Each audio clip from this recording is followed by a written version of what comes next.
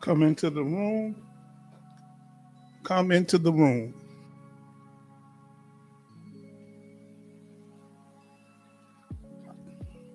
I am the H-Town Vet, and I would like to welcome you to this live stream, a place where we will discuss a variety of benefits available to veterans, their dependents, and active duty members of the military. Come on into the room, family.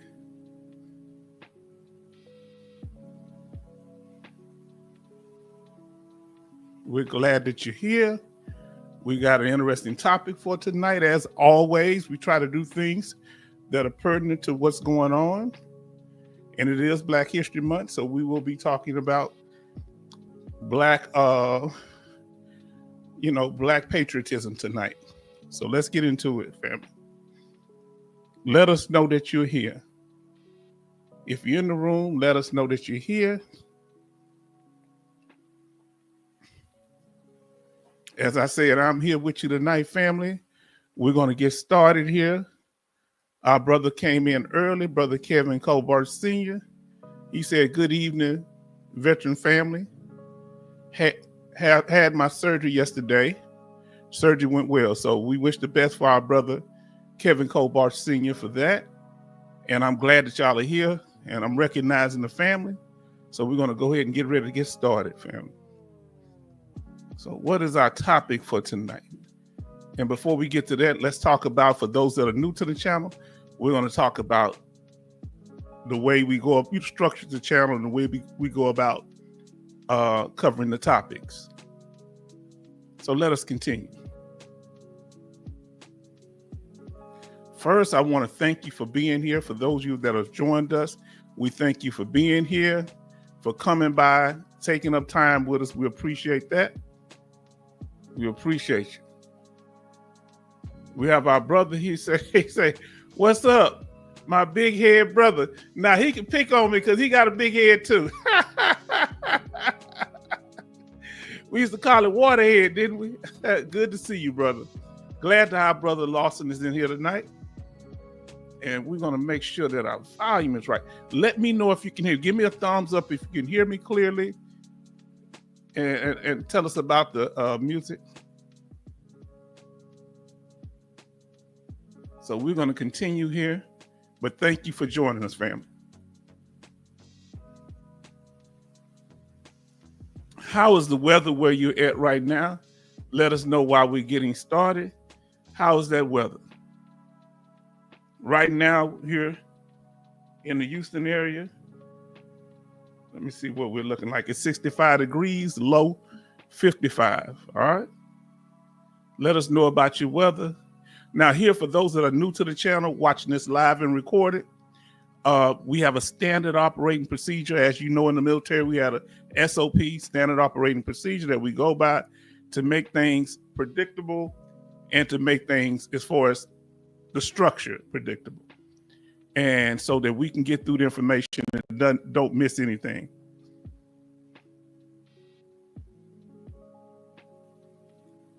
Now, the way we structured it is live streams. Our objectives are, we cover the topic first. Number two, we cover VA law updates, if there are any law updates on va.gov. Number three, we cover veteran news. Number four, we talk about the channel information for those that are new to the channel or may want to contact us or donate. We have that information. And then lastly, we have the after party, where we go over the information, any information that you're interested in talking about. All right. Now, brother he say big head to me means smart. That's right. We got plenty of brain. There you go. We just glad that you're here, brother. Now let us continue. Now we're going to cover the topic. Remember the first one, number one, we cover the topic. Let me take the headset off. So family, we're just checking the music to make sure everything's all right. Let us know if our sound is good. Let us know if the music is reasonable, not too loud or too low. So let us continue on to the topic for tonight.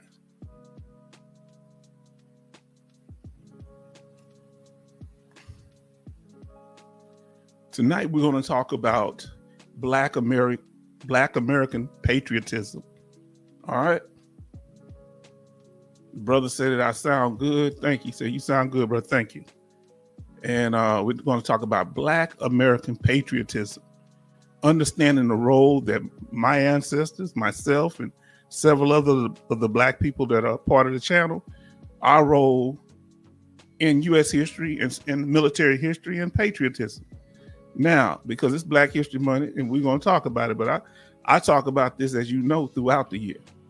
Now, Brother Charleston say, hey, Kevin Colbart Sr., H-Town vet, 32 degrees, raining and snowing. Remember, he's in Pennsylvania, family. I got to tell you, I was correct about the Alboch Musk guy was trouble. Yeah, you did. You called it. Man, they got a lot of stuff going on in the government, don't they? They turning things up. Now, Kevin, when we get to the after party, all your opinions matter here. As long as you're not trolling, your opinion matters here, family. Now, we're going to get to the topic, but everybody's saying hi to each other. We're going to get started, and we appreciate you being here. All right, everybody's saying hi to each other. Now, like we said, the topic for tonight is Black American patriotism. Now, what impact has Black American patriotism had on this country? We're starting with the American Revolution. We're just going over a few things, and we got Kevin says it's raining in Memphis. Okay, and Brother Charleston says it's high. Brother Lawson and Kevin says Charleston Zimmerman evening. All right. Now, so we're starting with the American Revolution. We're just going to go over a few things to cover here as far as my people's impact in this country. And when we speak of Black Americans, we're talking about Americans that are the foundation of this country. We're talking about the Aboriginal Black people that were not just red natives, that were Black people. You're going to learn this. There were natives also. We were reclassified in the 1940s by a woman in Louisiana and a man in Virginia. Okay, we'll go over that going through this month. So let's talk about our impact on the American Revolution. There were several, but we're just going to cover one tonight. The first person to shed blood for this country was a Black American, and they call him, they kind of use little slick terms, but he's native Black man. He's a native Black man, meaning he has indigenous and he's Black. Okay, because there were Black indigenous. That's not just red natives. That my people were the Seminoles. So there are red Seminoles and there's Black Seminoles. All right. Now, in 1770, Crispus Attucks, a Black native, became the first casualty of the American Revolution when he was shot and killed in what became to be known as the Boston Massacre. So the first person to shed blood for this country was a Black person. All right. And I'm not going to really be differentiating Black men from Black women. That's another thing that I got an issue with, because they trying to kind of separate Black women out, and then all of a sudden they just call them women. And I don't appreciate that, because what they do come out of our culture. The only time I'm going to specify, and the only time I will specify is when, she was the only woman that did it or something like that, that she wasn't supposed to be in that position. We'll talk about that. But we this is Black culture, because we don't say Black man. A Black man did this. No, Black people did it, because it comes out of our culture. Now, let us continue, family. The first man to shed blood, Crispus Attucks. Now, I want to say this about him. He was a runaway slave, but he was also native, because they would enslave those that had Black features. They would enslave the Black indigenous people. All right, they would enslave them. He owned land when he died. Do you know his family had to go to court because they took his land from his family? He was patriotic, but the same people up in the area where he was at in Boston took his land in court. So we'll teach you, about how committed we are to the country, but the country may not be as committed to us, the people of the country. Now the War of 1812, what's significant about our patriotism then? Well, when it comes to our patriotism in the War of 1812, you have Grace Wisher. She was a young lady. She's a freeborn Black girl from Baltimore, Maryland. Helped stitch the Star Spangled Banner during the six-year apprenticeship. She began with white flag maker Mary Pickergill around 1810. She was about either 11 or 12 years old and doing the process, because it took them a while to do it. But the thing is, this is not a picture. This is just a picture of a young lady that would be about her age. This is the actual flag. This is the one that Francis Scott Key, who was a slave owner and a racist, when he did the Star Spangled Banner, it was to this flag, or one that was flying at the time like this. Okay, so if he would have known that it was a Black girl that stitched most of it, they try to hide the fact that she did it until years later. So it let me know how significant she was in creating the flag, because it was a very large flag. Because they try to hide the fact that she did it. Her mother was free. I don't know if her father was enslaved, because the mom's she the one that signed off on her. She was like an indentured servant. So they may have been going through financial problems. She was free, but she had been put into indentured servitude, I guess, to, make money or something. Now, let's talk about the Civil War. Trail to the Civil War starts here. Well, you can't talk about the Civil War unless you talk about my ancestors, which are those slaves, those that were enslaved, are Black people. So this is an actual picture. I forget where it's at, but these are not people of color. These are not minority. These are Black people. That's who was enslaved.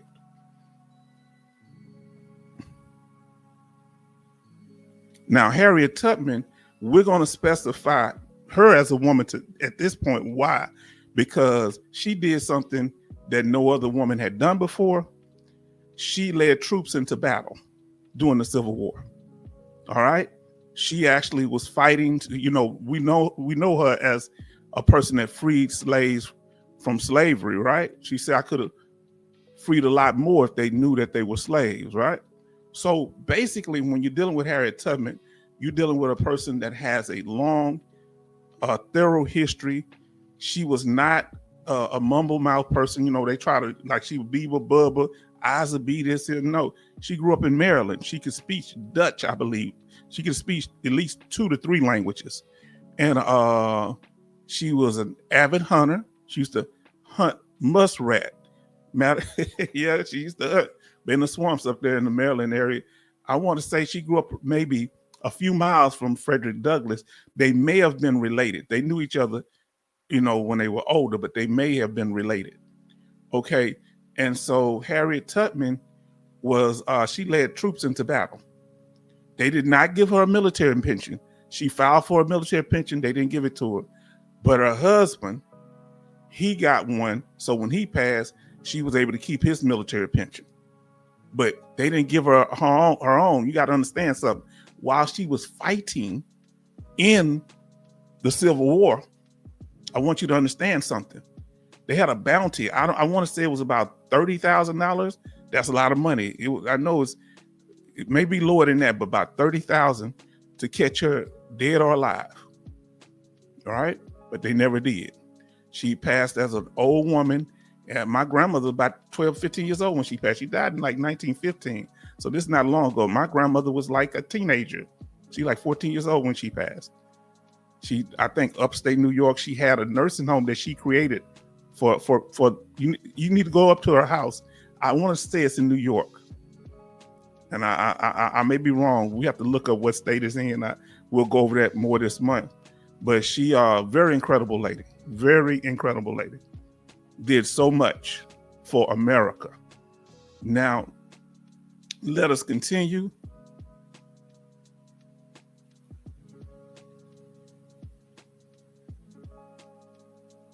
Yes, indeed. Yeah, muskrat. Could use her today. She was they was hunting them. So she was a young girl, and her master had her going out there hunting muskrat. I think they was hunting them to eat them back then, though, brother Charleston. Now, when it comes to the Civil War, there's a lot of misunderstanding when it comes to the figure of Abraham Lincoln. All right, what was his goal in starting the Civil War? Understand something, that once he became president, the South seceded from the Union. All right, what do we mean by they seceded? They broke away. The South felt like they felt threatened by him, thinking that he wasn't real clear on his position on slavery and a few other things. And not just that, South Carolina was so wealthy, they could do direct business with England and other countries in Europe. And they say, why do we have to use the North as a middleman? We'll go straight to Europe. And England having bad blood with us, they like, we cool with it. Anything, because they still bitter over the American Revolution, the War of 1812. So they like, hey, whatever undermines the country, we cool. Y'all want to divide, we support you. We'll give you some money. Now, understand this here, that the North and the South had no problem with slavery. There were individuals that had problems that got together and spoke out. But the North and the South had no problem with slavery. And see, I'm going to tell you what I know. Why? Because the North was getting money from slavery just as well as the Southerners. The Southerners owned the slave, but they go stay up in the North. And guess what? The Northerners let them stay in hotels. Sometimes they brought their slaves with them to the North, to hotels and spas and all that stuff. Did you hear what I just said? On top of that the Fugitive Slave Act was enforced in the North. So it wasn't the South that kept Black people enslaved. It was the U.S. government. Okay? The U.S. government. So let's explain here what we're talking about here. So, yes. So let me explain. So what was his goal as Abraham Lincoln when it came to when they declared war against the South? To preserve the Union, okay? Their whole goal was to preserve the Union between the North and the South. Now, what happened in the process, they started losing most of the battles, okay? So they were never trying to, okay, let's look at this little clip that they have here. Did I look this up when I was searching it up on Siri? Say, what was the goal? To preserve the Union. Abraham Lincoln chief goal in the American Civil War was to preserve the Union, which is true, but the part I haven't read is false. They say he was also wanted to abolish slavery. You know what happened now? The lie detector determined that was a lie. No such thing, no such creature. See, ain't no historian gonna teach you this.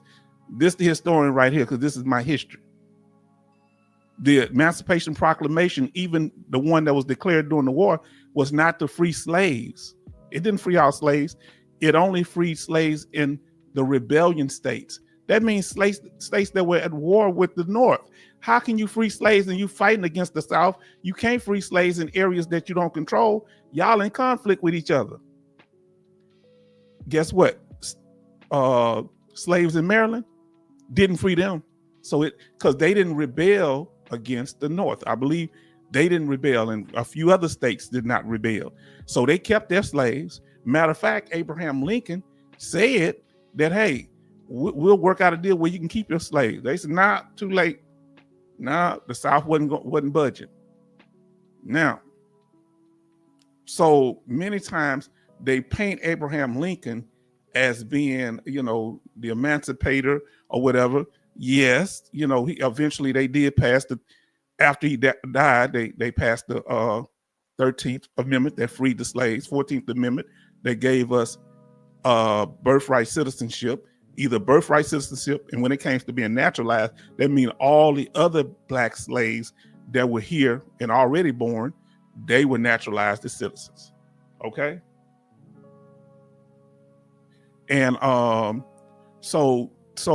want you to understand the way the history worked. They try to paint one group as bad and the other group as good. That ain't how it worked.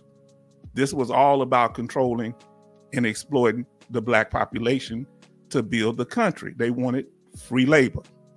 Now, that's how this country became rich. And our brother Coasty say here, let's see, brother Kevin Cobar Sr. say, I read this in American history last semester. Okay, yes, indeed. Coasty say, good evening, H-Town vet and the family. Good evening, our brother. Now, what was his exact words? What was Abraham Lincoln's exact words when it came to race? He say, I am as much as any other man, and he was talking about white man, in favor of having the superior position assigned to the white race. So he was a white supremacist too.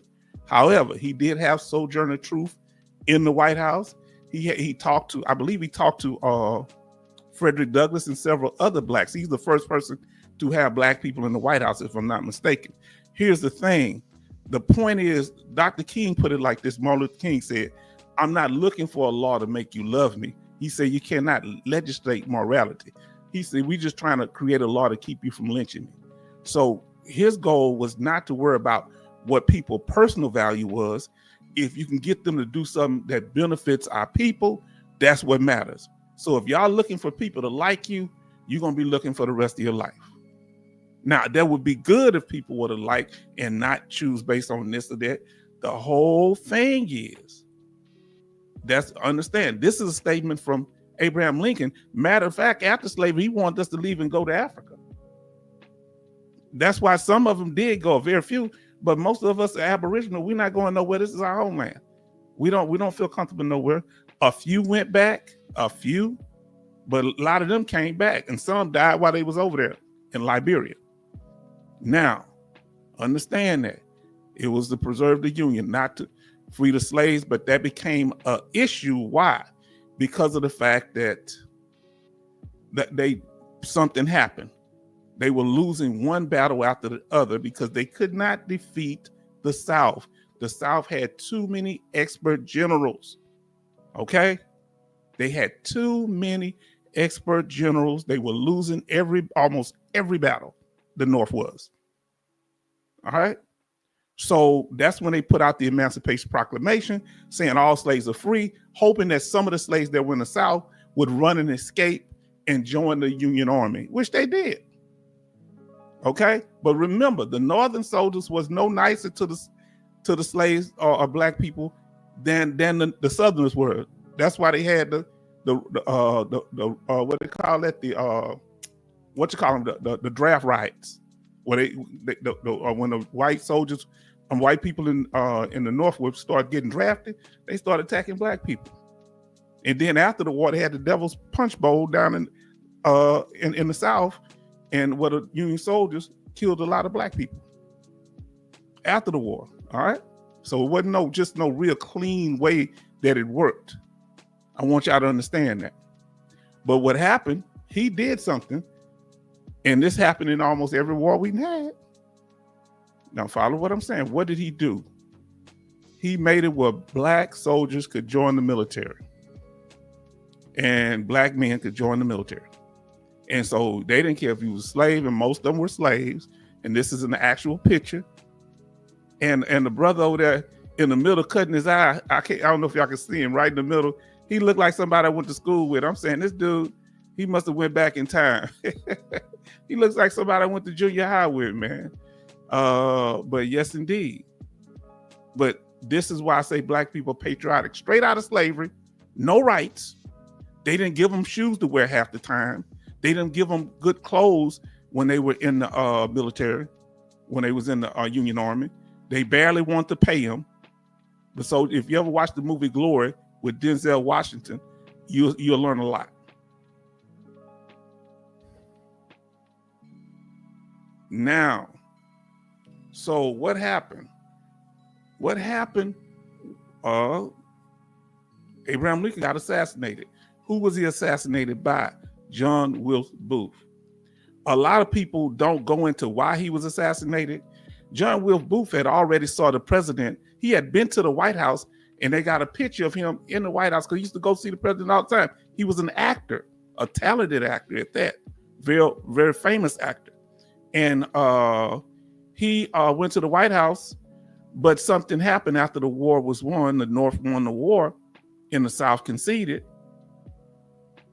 President Abraham Lincoln had given a promise to the black soldiers, told those soldiers, if y'all win this war, we're going to give you the right to vote. And he did. He took them right in front of the White House, and he gave them the right to vote. And he said he proclaimed it right out there in front of everybody. And so these soldiers had the right to vote before other black people had the right to vote. Okay, before the 15th Amendment, they gave all black people the right to vote. So John Wilkes Booth was standing out there, and I mean everybody. This is not even rumor. Everybody said it. He started fussing and cussing and dropping the N word, saying that you gonna give these N's the right to do this. And he was a Southern sympathizer and a racist. And boy, he got together. Now, what I think they give him a bad bag because he didn't do it by himself. He had a whole crew of people. The people you see up top there, that's only 5 of them. I'm gonna show you all 6 of them in a minute. He had a variety of people that helped him in his assassination before and after. And if you look up in the booth, you go to, and whoever been to DC and they've seen the ballroom where President in Washington, D.C., where President Lincoln was assassinated. They were fixing on it when I was there, so I didn't get to see the inside. Who's ever seen the inside of it? Give a Y for yes, and give us an N for no. All right. Now, he was able to get access because he was an actor, and he wasn't doing a play that night, but he got into the booth and he assassinated him. And he went off and ran off, and I think they caught him in a barn and burned him out and shot him. Now, but that wasn't the only backlash, right? Yeah, that was the whole thing. He said that, you're going to give these ends the right to vote, and he was mad. Now, here we go. I want y'all to look to the very left. I found it to be quite interesting.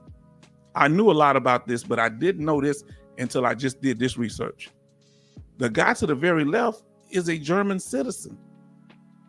He was born in Germany. He might have been an American citizen at the time, but he born in Germany. That shocked me. I knew about the woman. She let them stay. Booth and one of the other gentlemen stayed at her house, I think in Virginia. And they hid out there, and she fed them and everything. That's why this is where they got executed at. If you see down in the lower kind of right part by the wall, you'll see the structure that they were hanged on. 9 people. Now, if you go all the way over to your very right, that man is a doctor, a medical doctor. And I forget if he was the one that treated Booth, because when he jumped off that stage or whatever, off that thing where the president, he hurt his ankle, he hurt his hip or something like that. But the doctor got taken out too. So it was a variety of people that were conspirators in this thing. Now let's talk about Memorial Day. So we talked about the history of the Civil War and different things and what role we played in the impact. Now, Memorial Day is a day that we all represent. That's when veterans, we honor those who have lost their life or who have passed that served our country, right? Lost their lives in war or, have passed since then. So that's what Memorial Day is about. A lot of people don't know how it started. It started because let's go to the first Memorial Day. It was started by Black Americans, my people. The first known Memorial Day celebration was on May 1st, 1865 in Charleston, South Carolina, and was organized by Black Americans. The event honored Union soldiers who died fighting to end slavery. All right. So, even though there was a lot of Black soldiers, it was honoring all the soldiers who fought, white and Black. Now, what did they do with this? This happened in South Carolina. You can see, there go the photo of it right there, the end to the right. The individual you see standing there is like a sergeant or somebody, and he's like got all the people there and some of the soldiers that are there too. We are very patriotic people. Now, what did they do there? Freed slaves and missionaries gathered for a parade. Black school children marched with flowers and sang John Brown's Body. Now, the reason they sang John Brown's Body, that's the individual you see to the left. He's a white man who actually fought against slavery during slavery. He was highly respected in the Black community because he was a white man in the 1850s that went not by himself. He was actually in the company of freed Black men and his sons. He really believed that slavery was a sin, and he went to the slave master house and took them out, dragged them out the house, and took them out. Told all the slaves, "You free." He was caught at Harper's Ferry. I think Robert E. Lee was he was a colonel at the time, and when he went to Harper's Ferry, they went there to get ammo at Harper's Ferry, Virginia. John Brown, and they plugged a few people there too, but they got caught in the armory. They was trying to go to the military armory and got caught. All right, they got caught there, and he got injured. I think one or two of his sons got killed, and some of the Black they was really about that business. There's over 300 some insurrections where Black people fought back, and he was a white man. His daddy was a Puritan, and he just did not believe in slavery. He just didn't believe in it. Now, let's see. Another thing, the members of the 54th Massachusetts, meaning the ones you see in the movie Glory, they fought, and other Black Union regiments performed marches. Now, let me tell you something about the marches. This is a tradition of coming in the community of soldiers and performing marches. After World War II, my grandmother was of World War II age. However, my grandmother, she had people she knew that was from our neighborhood that went into the military, fought in World War II, came back on leave. All of them, he brought all his soldiers with him. He was a sergeant. He brought all his soldiers with him, y'all. Do you know they all went AWOL because they was marching down the streets of my neighborhood in Fifth Ward back in the 1940s, and he had them marching. He'd wake up in the morning, they'd be marching down the street. They ended up, I think, doing some time in the brig, but they was, they didn't get on too hard, and they let them do their thing. But can you believe they did something crazy like that? Now, also there, when they were honoring Memorial Day, were Black ministers reciting Bible verses. The crowd laid down flowers on the graves of Union soldiers, all the Union soldiers, white or Black. So that's why it's showing our patriotism. My history run deep. My roots run deep in this country. You understand? My granddaddy served in World War I. I got family members that served in the Civil War. Let's just keep going. My family fought on both sides. During the Seminole Wars, I have family members that fought against the, what's that guy named? Andrew Jackson. Y'all ever heard of Dade County? You know why it's called Dade County in Florida? Because that's where my great granddaddy come from. You know why? Because they got slaughtered by the Seminole Indians. They killed John Horse, which is a Black indigenous man, and he killed his wife. And he went on a rampage with that. They eventually had to make a truce with him. They moved to Oklahoma, and some of them went down to Mexico, and they paid them to guard the border. They got their family members right down there right now. They're Black Seminoles, my people, down in Mexico. Somebody did a video on them about a week ago. Did you hear what I said? Yeah, they had made a deal with the Mexican government down there. So let me ask you this here. Who in here, before I said something, who knew that Black people started Memorial Day? Who in here? Let us know. Give us a 1 if you knew. Give us a 2 if you did. I'll say 1 because I knew. Some people don't. Who knew? Let us know. Let us continue, family.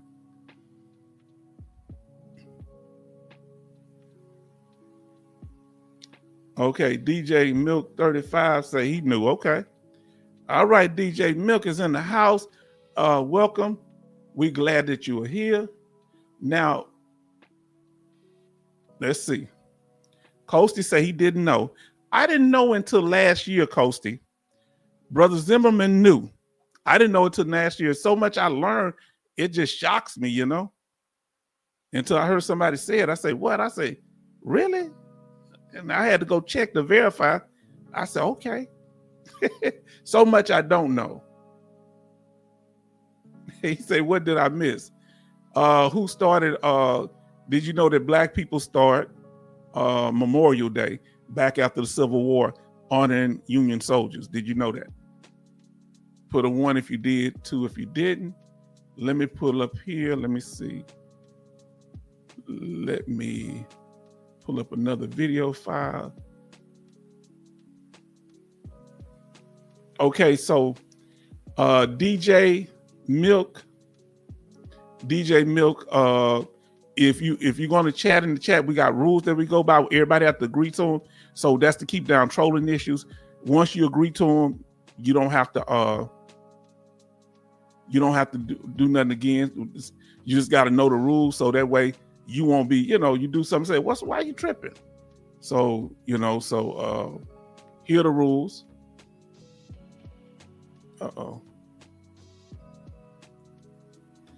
The rules are you won't ignore, because we had trolling issues in the past.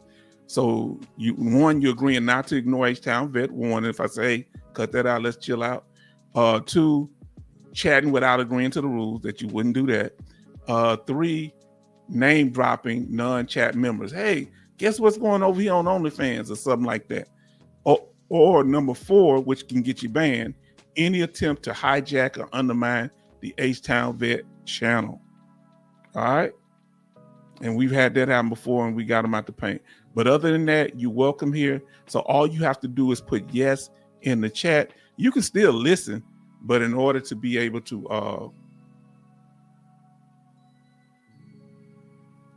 1950 was a war. He said 1950. So all you got to do, DJ Milk, can you let me know if you can hear me? If you can hear me, DJ Milk, put all you got to do is put yes in the chat if you agree to the rules to be able to chat. All right, now let us continue. So Kevin said 2, he didn't know about it. Charleston said he did. Okay. Now let's go back to what we're talking about. So now here go an interesting topic. And so who've heard of the Filipino Revolution?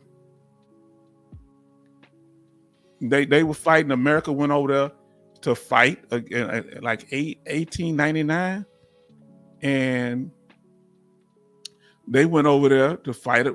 I guess to subjugate them or whatever. The problem was they took Black soldiers over there with them. Well, what happens when you take Black soldiers talking about you're going to be mistreating people? Well, that might be a problem, because we'll fight for our country, but we won't fight to mistreat people. Okay. Now, so his name, David Fagan. He's the main reason that the Philippines have their independence, because of a Black man. All right. The most important Black resistance surfaced inside the U.S. military.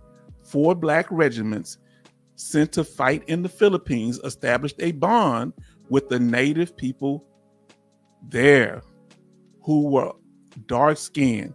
So there was a connection because of the fact that, hey, we in the United States getting treated like crap. By the time the 1890s got, they was lynching Black people like crazy, catching us by ourselves, lynching us in our uniforms, all of this. Now, these black troops resented white officers and soldiers describing Filipinos with the same racial slurs applied to, they call it African American, we not Black Americans in the United States. Now, some of these Black soldiers went over to the other side, joined the Filipino guerrilla army. The notable was David Fagan, formerly of the 24th Infantry Division, the Filipino freedom fighters so respected Fagan that he was made a commander in their army. He was actually the leader of the army. He taught them how to use military tactics. Fagan example demonstrate how unity among different oppressed groups is possible. Now, did he do what they call that treason? Yeah, but he was saying he wasn't going for it. And this happened also in Asia. When fighting in Asia, it was another Black man who just said, you know what, I ain't doing this. He went and started sniping them. He went back and sniping the soldiers, American soldiers that were doing atrocities. And it took them a while to catch him. About 3 or 4 months, they finally killed him, but he killed a whole bunch of them by the time they got to him. Yes, indeed. So understand, we are patriotic to the country, but we don't like seeing other people mistreated. But everybody's entitled to their opinion. Now, World War I. Now, we're talking about what year? Somebody tell me what year was World War I. I'm not good with dates. Was it 1918, 1917? When did World War I start? Do anybody remember? Let us know if anybody know the year that the World War I started. See, I love this. 1914. Okay, 1914. Who was president? Anybody know who was president then? Let us know. Now, World War. Okay, now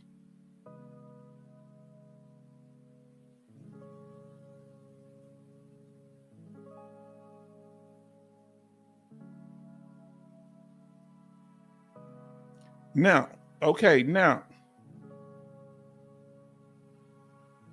So Kevin said 1914.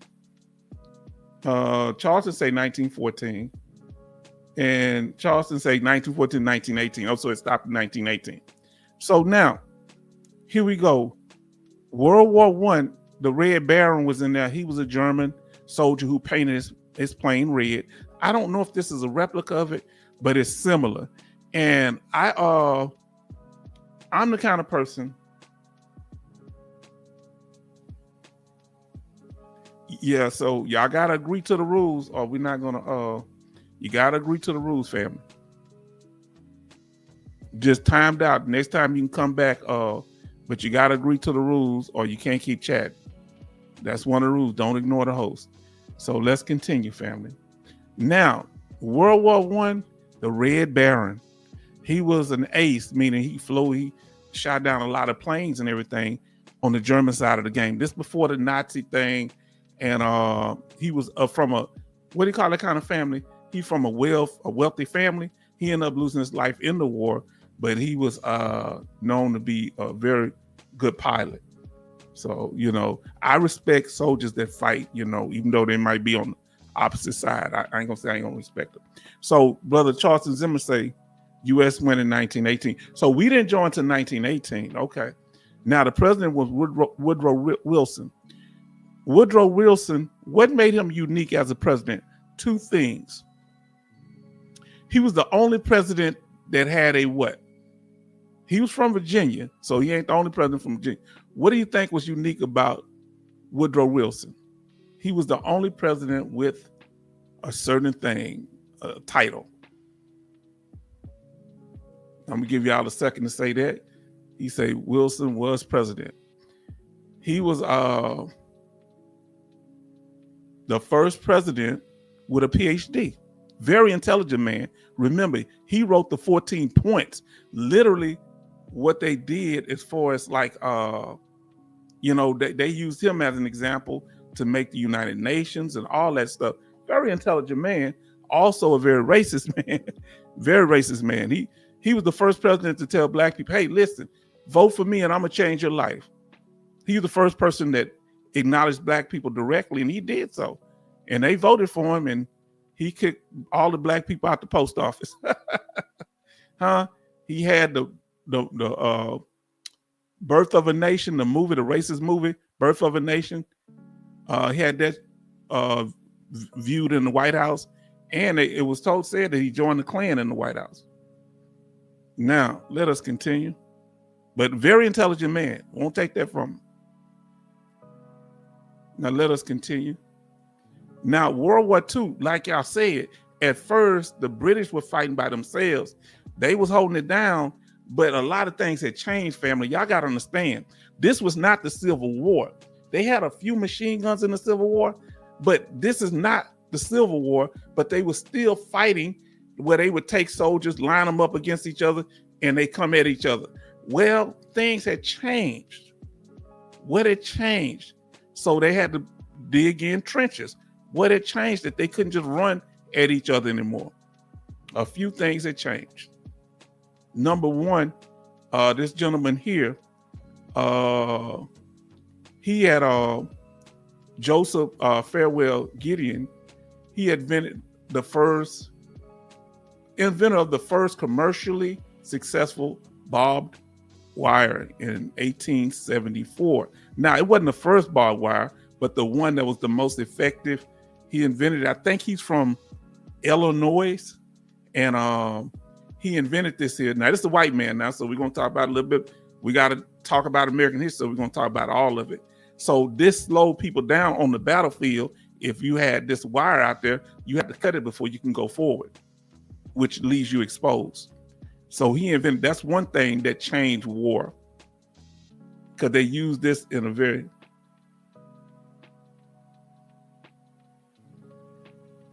Now you're going to tell me, oh, stop talking about BS. Okay. Y'all know I can get people out the paint just like that. Now, you go somewhere else, tell me about banks. Go get started channel and talks about banks on your channel. I'm going to talk about what I want to on mine. Now, here we go.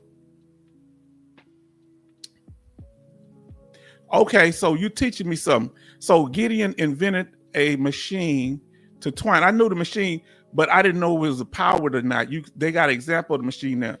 Twine it. So they twine it in a certain way. The barbed wire we see right now is actually the type of barbed wire that he created that was most effective. But he wasn't the first to create barbed wire, but he had the most effective. See, I told y'all, when you start talking about something good, everybody start trying to come in. They better know the rules. Don't come in and talking crazy. Better go talk to your mama crazy. That's who you need to talk to crazy, because she won't give birth to you. Now, here was the real thing, not just the barbed wire. World War I, what changed the game in World War I? The invention of the machine gun. Now, they had machine guns earlier than this, but the fact they had a large-scale war, and before the United States got in there, they would have 7,000 to 10,000 people lose their life in a day. France still hadn't recovered. I don't think until this day. They pay people to have children in France. So many men were lost. Did you hear what I said? Young men. German, French, English, they lost their life because their generals were using tactics of running, charging the enemy. You couldn't do that no more, but they hadn't changed their tactics. So before they got whiff of it, what to do, they had lost tens of thousands of men on both sides. They called it no man's land, right? Ain't no man there but one's laying down, dead. Now, that's another thing that changed the game. The machine gun. Now, the reason when it comes to the black soldier, a lot of people will tell you, well, they didn't really want black soldiers coming into the wars. Okay? World War I or World War II. What was their biggest fear? Let's see if you know. And it wasn't just about race. It was about a particular thing. They didn't want them to be seen as heroes, because how you going to let somebody become a hero in a world war, then come back home and treat them like trash. All right. Let me tell you something. This was in World War II, but whenever they captured German soldiers, they bring them over here to Texas. Who they brought German soldiers to your state, prisoners of war, during World War II. We on World War I, but who they brought them to your state? They brought them here to Texas, in Baird Station, right out by Crosby. They had them farming, and this teenager, all his uncles and his daddy was in World War II. He had to go to the back of the store, but the German soldiers who were the prisoners stood up front at the thing, right up front. I remember Jesse Jackson's father. He was actually in a parade, and the German soldiers sit in front of him, and he had just got back from World War II. The prisoners of war. This is how messed up it was. Now, so they didn't want to see black people as heroes, so they tried to put them in like supply or something. But when it was time to fight, they had. You see this guy keep coming back. Hey man, DJ Milk. Maybe he can't hear me. I just timed him out, but I want to. DJ Milk, can you hear me? Say something you can, because maybe he don't know what I'm saying. DJ Milk, can you hear me? Don't make it. Only thing I want you to respond if you can hear me, because maybe you don't. Because you, DJ Milk 35, respond. Because I don't want to end up blocking you if you don't know what I'm saying.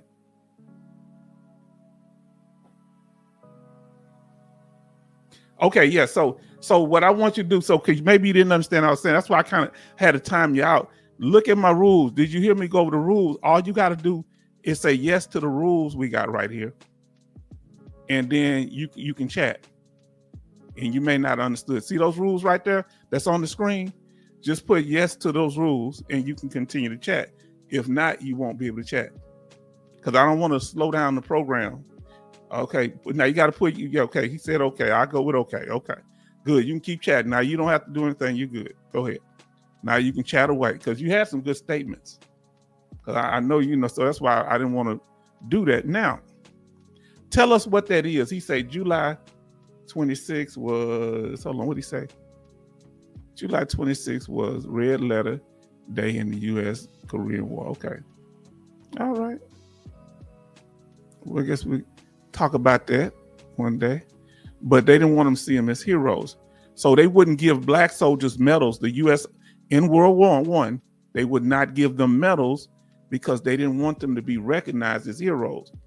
All right. This is doing Jim Crow in the United States. So these are actual soldiers in France. This is just some of them. You have the Harlem Hellfighters out of New York. They stomped the ground. Didn't nobody want to mess with them. I don't know. I don't think they lost a battle. These are all black regiment. Here we got these soldiers who were recognized, World War I soldiers. They were actually over in Germany at the time, because the U.S. government wouldn't. None of the generals, none of the white soldiers, generals would recognize them.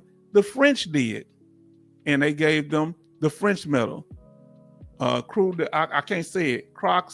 Can anybody put that Croix de Guerre in 1919? All these soldiers, you see it on their collar, on their right above their pockets, on their jacket, because all these men here, sergeants and privates, were heroic. Yes. They wouldn't do it. So do you understand what I'm talking about? Black patriotism now. Do you understand what I mean by it? That we're patriotic to a country that won't even recognize us, that they wasn't fair. So when that guy was talking about in the military with them congressmen, hey, wasn't no military, no racism in the military. No, there's a lot of good people in the military, but you ain't gonna tell me some of them leaders wasn't racist. Yes, they were. I was in there. Yeah. Okay, he said yes. Okay, let me put that up because he did it the right way. Thank you, brother. Hold on, let me get that. He wanted to do it the right way. Thank you. So he said yes, we good. Thank you. Now he understands. That's why I say he may not understand. That's why I timed him out. So if I time y'all don't get mad. It's just I want to make sure you understand what I'm saying. Now, so these soldiers here. Now I'm gonna tell you something. Let's see what he says here. He say France did give black soldiers medals, yes, in World War I and World War II. You know, so when they start talking about people got the Medal of Honor and all this stuff, a lot of times they just discriminate against blacks. Now he say the first U.S. soldier that arrived fought in French units. I had forgot that. Thank you for reminding me. Yes, indeed. Yes, indeed. I forgot that. Man, good one, Charlton Zimmerman. Yeah, family. This not just black. This is American history, family. And we ain't gonna sit here and be lying, not telling the truth. I ain't gonna lie to we can't lie to feel good. And then after, if we ignore it, 10, 20 years later, people gonna say my people didn't do nothing. They gonna say they didn't exist. Well, let's just not talk about it to get along. 20 years later, they're gonna say they did everything. No. Now, this is a black American soldier reading a book in Saint Nazaire, France. Have you ever heard that? 1919. Now, this is what kind of odd to me. My granddaddy went to the war, but he had his honeymoon in New Orleans in 1919. So would he go right before or after? I'm gonna have to look up his DD-214 to see, because they have it. We have his DD-214. Yeah, my granddaddy did that. Say my great grand came from France in 1855. Did he come to Ellis Island? Tell me if Charleston, did he come to Ellis Island? Did he see the Statue of Liberty when he rolled in? That's another history I'm gonna tell you.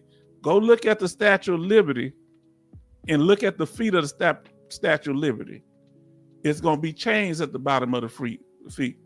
That they did that. The French did that in respect of the black people that were enslaved. Go look at the bottom of her feet. They got chains down there and like ankle chains. Yeah. But respect to your great grandfather, my brother. Now let us continue. Now, World War II. We're gonna talk about an interesting thing here. You remember when yo left yo was talking about yo left your right, yo left your right. You ever heard of Jody got your girl and gone? Y'all know do you know where that come from? How long that's been going on in the military, where they been singing cadence? That started in World War II. They may have marched before, but to have the rhythm and the singing, especially in the Army. Okay.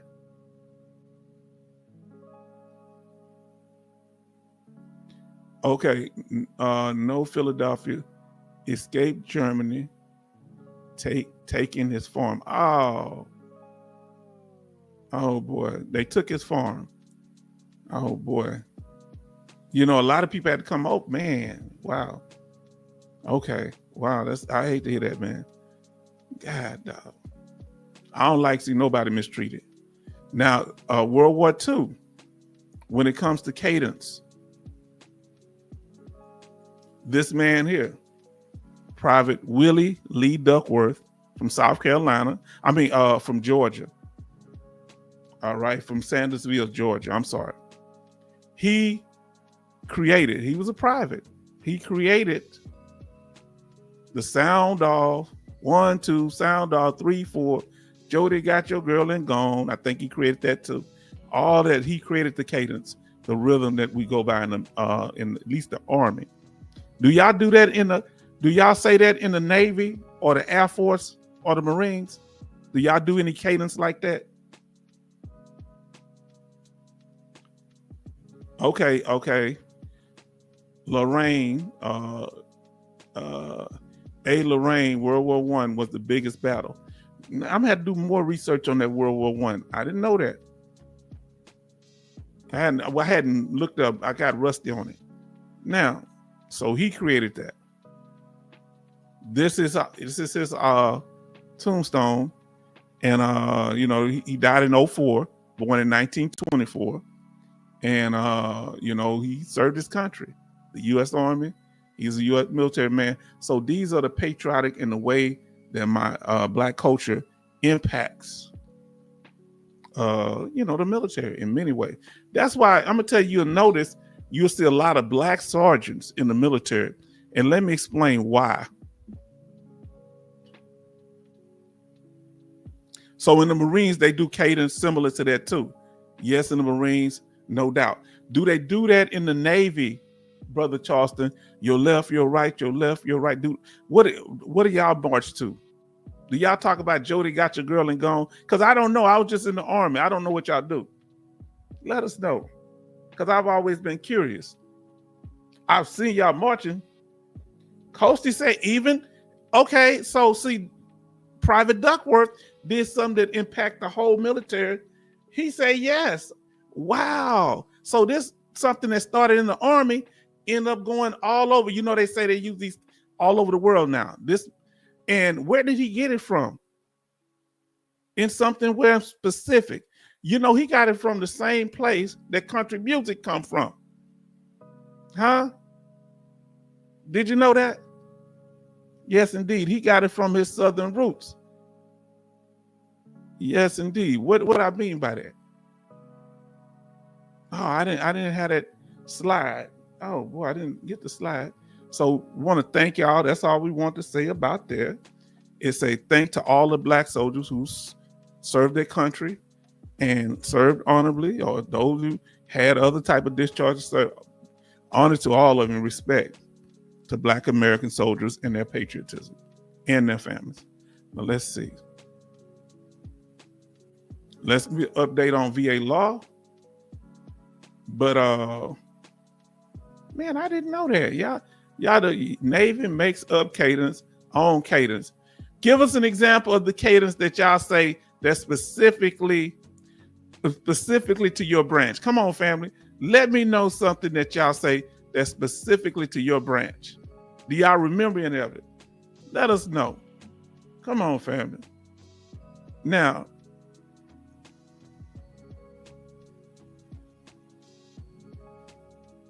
while y'all doing that, I'm gonna look up the new VA law. Let's see what we got here.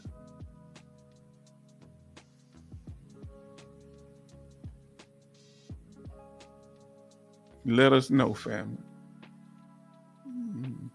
Let me see if it's any VA law change. Boy, they ain't been trying to change nothing. There's been no change in VA law, family. For those of you that don't know, I will share our screen that we go to va.gov here on this channel, and we check to see if the VA has updated any changes in law, in VA law on that, because they change it many different ways. But here, as you can see, right?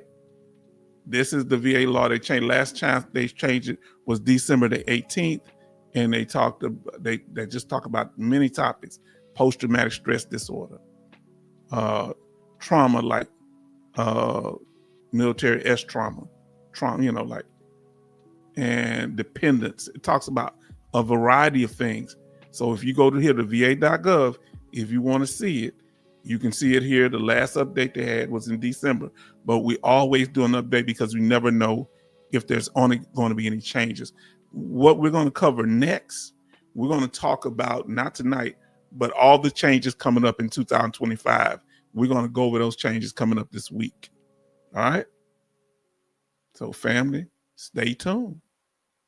Now, since we've covered the VA law, now we're about to go to VA news. And I try to make the news related to what we're covering.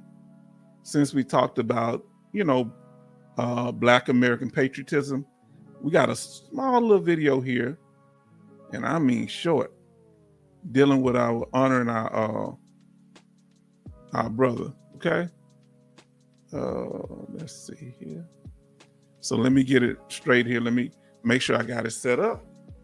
I'm gonna turn off this music, and we're gonna be pretty much done. If y'all want to chat, and if you're new to the channel, we're gonna know who you are. So we thank y'all for being here. So let me Let me turn the music off.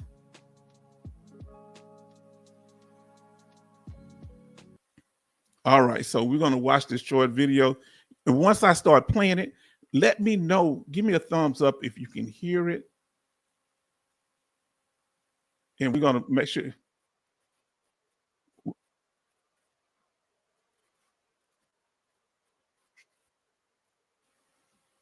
Give me a second. All right, here we go. Now we should be good. Now I'm gonna get ready to put it on. And please, if y'all can hear me, give me a thumbs up or yes if you can hear this playing. Let me put it on the screen. All right, let's get started, family.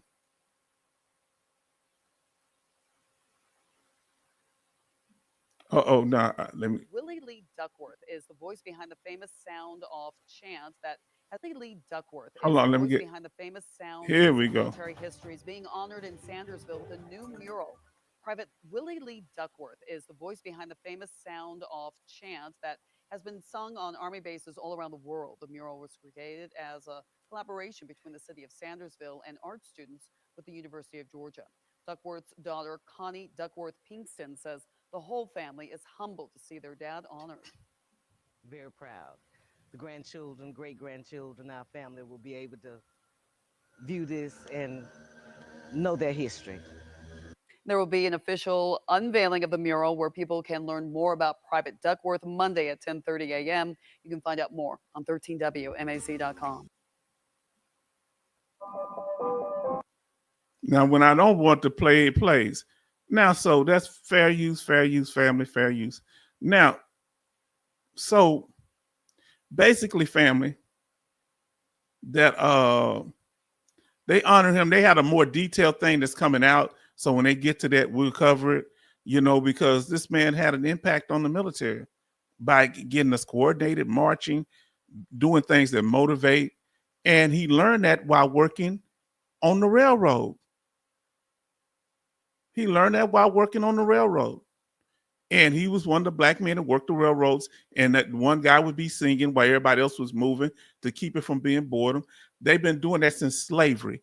They used to use the chants that they would sing, which is really country music. That's what it was, because these are Southern people singing country music. And so the young man, what's his name? I can't say his name right now. That they say is the father of country music. He was a water boy, a teenager that worked there would give them water, and he would listen to them sing, and that's who he copied. Matter of fact, we know, and he's considered the father of country music. So this is where Duckworth got his from, and he actually started doing it when he got back out the military. Yeah, and they would sit there and put the ties and the railroad. Most of the railroad were done by black slaves. Black people. Matter of fact, they had a thing called John Henry. I don't know if y'all remember that growing up. John Henry told his captain that a man ain't nothing but a man. And John Henry was a fictitious black man who would beat this machine that could make railroad ties and put the railroad tracks down. And he beat the machine, but he said, if I have to die, I'm gonna die with a hammer in my hand. And at the end of the song, he died. I don't know why they had elementary kids singing that song. That's crazy. But yes, now,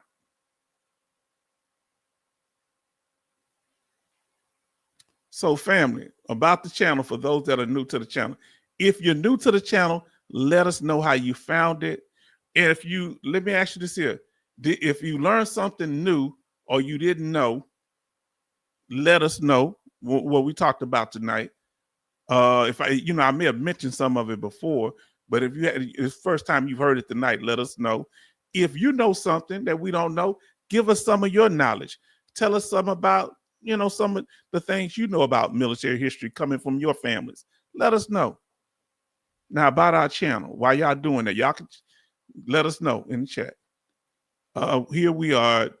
Of course, our mission and our vision is to be informative. All right. We want to be informative, interactive, transparent, respectful, protective, and troll free. Thus the rules. So let us continue, family. Here, your opinion counts. Remember that. If you have any suggestions, like you want to do something, hey, H-Town, I got an idea. If it's something detailed, send us a suggestion at htownvetnorthside@gmail.com. Okay? And always know the chat rules, of course. Oh boy, what did I do that time? All right, I ain't got the chat. I don't like that. Where the chat at? Give me a second. Hold on. These are different things. My screen went crazy. Give me. So let me see what I got here, family. Bear with me. Okay, now that go to chat. Okay, let's see what he say. H-Town, I learned a lot I didn't know about thanks you for very interesting. Yes, people don't like talking about it because they think you're making it racial. No, I'm just telling you American history. I'm telling you American history. Like I told about the guy about the barbed wire. I thought barbed wire was made in Texas. Who knew somebody in Illinois made barbed wire? But they got rural areas there. I think of Pennsylvania being like, Pittsburgh or something, back in the day. I'm not as familiar with it, but they got farmland up there. I gave credit to Texas.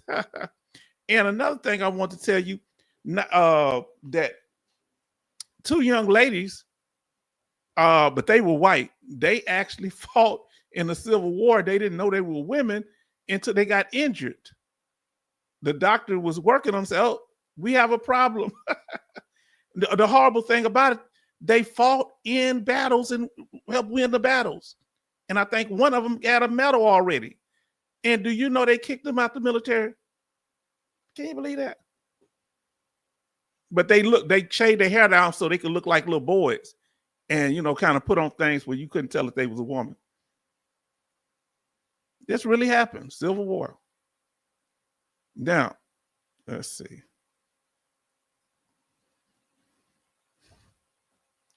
We always want to stay on topic. We'll try not to be disruptive. If you do, we say, hey, chill out, because sometimes we'll get a little off the train. That's cool. We have our regular programs, 6 p.m. Central Time, every Sunday and Thursday night. And sometimes we have impromptu, like we did tonight, because I think the night is Saturday. I'm retired, so I don't remember a lot of stuff. So we might be having one tomorrow. I don't know. Since we have one tonight, I don't know. Let us know in the chat if y'all want us to have a broadcast tomorrow. Put a one in the chat. So tell me something interesting y'all learned, family, because our brother about to tell us something. Let me put my socks on because my other socks got wet. I'm giving too much information out. Oh man, I got Mitch Mac socks, family. Look what I did. I picked up Mitch Mac socks. Oh man. Let's see what our brother. Oh, so you want to put a one in the chat if you want to do a live stream tomorrow, and tomorrow we probably just gonna chat it up, talk about whatever y'all want to, like we did before. We just gonna have an open chat where if y'all want to talk about veteran issues, any type of thing you want to talk about, you're gonna be able to talk about it. It's gonna be open chat night. So Brother Charleston said yes. Put a one in the chat if you want to do it. Coasty say one. Charles say one for yes, he want to do a live stream tomorrow. And then Coasty say put a one, want to do a live stream tomorrow. Okay. Yes, indeed. This was an impromptu one. So I appreciate y'all being here. So we'll do one tomorrow. Now let us continue. If you're new to the channel, put a Y in the chat if you're new to the channel. Now, Brother Charleston, veteran policy plug, he's a life insurance broker, and here's his information if you need a life insurance broker. We put his information up in the past, and we from time to time we'll do that because we really appreciate our brother. Now, if you want to contact us, Here's our contact and donation information, our email, our YouTube handle. You can go there and find more videos. We have lots of not just live streams, but videos that you can look at to learn about veteran benefits, dependents. You can learn about what makes you a veteran, veteran status, all of that. And we have, if you'd like to donate, our Cash App and our PayPal. Let's see. Okay, now let me continue here. Family, I'm glad y'all are here. Now, if you haven't done so already, family, now let us know. Help us out here. If you haven't done so already, smash that like button. Smash that like button. We got, okay, y'all starting to smash it. Thank you, thank you. Sometimes we forget, smash that like button. Y'all doing good. We want to keep it going, family. Our goal here, we've had plenty of people there sometime. We've had 30, 40 people. But my thing is the quality. We're not just trying to be off the chain like the person coming here talking stupid, some guy or some person, and I just got them on up out of here. We need to be talking about that. We don't even know who you are. You just run up in here with my family. I want my family to be chilled and not stressed out. We are veterans. We don't need to be stressed out. If we don't know you, you can't just come in here barking demands. So smash that like button, family. So we're going to keep it a hospitable environment. Share it with others that you believe that it would be helpful to, because this is an interactive live stream where we're not just talking at you, we're talking to you. All right, then subscribe if you have not subscribed. New releases, so those of you that haven't had a chance to see, we had our one on VA educational programs that the VA offer. We went over that. You need to check that out. We have one if you are 100% permanent total veteran and you go to get incarcerated for 61 days on a felony, you will be reduced down to 10%. Now, if you didn't know that, you're new to the channel, let us know that you didn't know that. We talk about, should a veteran be fearful of losing their Second Amendment rights? We went over that also. That's a good video here. And we talked about PTSD triggers. Whenever you're dealing with any type of mental health triggers, this is good to know because it'll help you if you're filing for VA compensation, how to show the severity level. That's very important. So watch our video, PTSD triggers. And it applies to other mental health conditions. Now, this one is one, especially living in Texas. Any state, they have similar programs. Some states do, talking about disabled veteran plates and the benefits of having them. Here in Texas, you can ride the tollway for free. You can park downtown for free. You can park in airport parking for free. But many you can do that in a lot of states that you're living in. Airport parking is free. Let me take this headset off because it's hard to talk with them. Coming soon. What are we going to talk about? We got it coming up. We're going to be building it up, talking about CHAMP VA healthcare for those that are 100% permanent total or TDIU, which is a permanent rating also. We're going to be talking about that. Now, in our library, go back to the channel and watch some of our videos. We have over right now, as far as subscribers, we have 1,700 or a little more. And so go and watch our video library. We got about 1,000, not 1,000. Why I keep saying 1,000? 130, about 35 videos. I want to say that's about what it is. Now, what's on your mind, family? What you want to talk about? Anything on your mind? I might even pull up a couple of things that y'all had talked about before. So we might pull that up. Remember, we couldn't do it because the internet wasn't working properly. So let us know what's on your mind, family. Let me get the music back on. You know, if you want to say something, you're welcome to. Let us know. And at this point, we are in the what, family? Right now, we're at the end of it. We are in the after party. So it's the last segment. And we're going to turn the music back on. After party.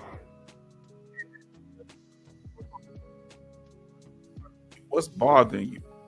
What do you need to know about anything with your benefits? You have any questions of the H-Town Vet or the H-Town Vet family here in the chat? Let us know what's going on. Feel free to talk. Now, I'm going to see, can I pull up some of the things that that y'all email me?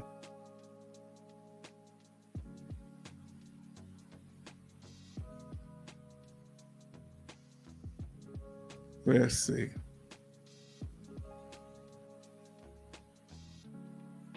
Okay, there was that chord. Let's see. I'm looking for something here. Now I'm able to pull up with Chaplain Davis. I think I'll be able to pull it up now.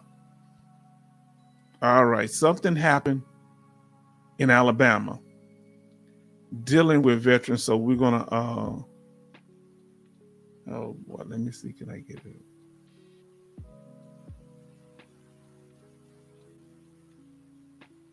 Let me see. Let me see. Okay, let me get all these pages out of it. I got a lot of pages I'm working. Go ahead if you want to chat. Go ahead, get it going in the chat. Oh, we got Benny in the house. Benny in the house. Benny is in the house. What's going on, my brother? Everybody show love to Benny. Let him know that we're glad that he's here. Show love to Benny. Benny, I'm right here. Let me pull my thing over. So come on, family, talk to me. We ain't got to be here long, but let me know what's going on.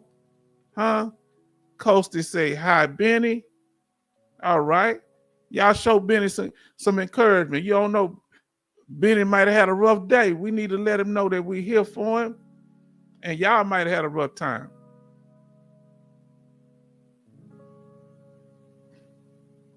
Now, we're going to pull this up. Okay, he said, yes, Alabama Dodge reduced VA personnel and now other locations. Okay, so we about to get into it, family. Family, do y'all want to get into it? Now listen to what Bernie says. Is there a procedure for veterans who want to transfer mental health for VA to community care? I don't know. That's a question that I had that I'm curious about. What you need to do, I know where you need to go though. You need to ask the VA. Ask the get you a veteran, what do they call it, an advocate, the person over at the hospital that can help you. Ask them, do they have, I think they do. But usually they do community care when you can't get it done at the VA. So it seems like they got mental health covered. They got a lot of mental health doctors. But if you say you want to talk to one outside, you should push for that. That's a very good question. Can you get mental health done outside the VA? Tell them a good reason why now. Tell them you don't feel comfortable coming to the VA, if that's the case. Whatever your reason. And Brother Charleston says, hi, Benny. Benny say, Coasty. It's all good question. Now let's see what Brother Zimmerman is saying about that Dodge location. Let me pull this up on the screen now. We can do this. Let me see, share my screen. Okay, so this is what Chaplain Davis gave us last time. All right, so give me a sec here. I'm gonna pull it up on the screen. There we go. We're gonna get it started. Let me get myself off for a second. I gotta put these socks on, my feet cold. Give me this. Oh Lord, here's the article though.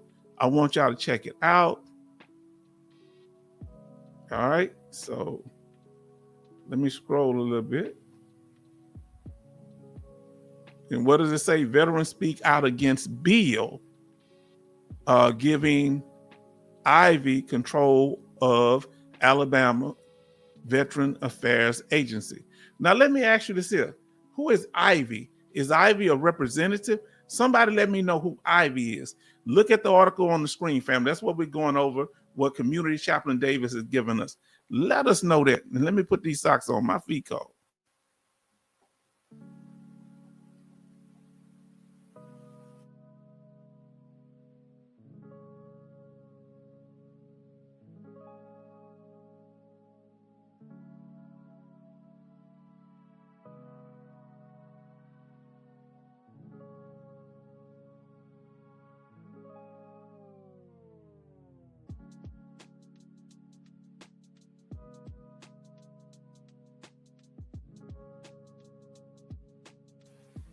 Okay, I'm back, family. Let's go over the article here. Now, what is this saying?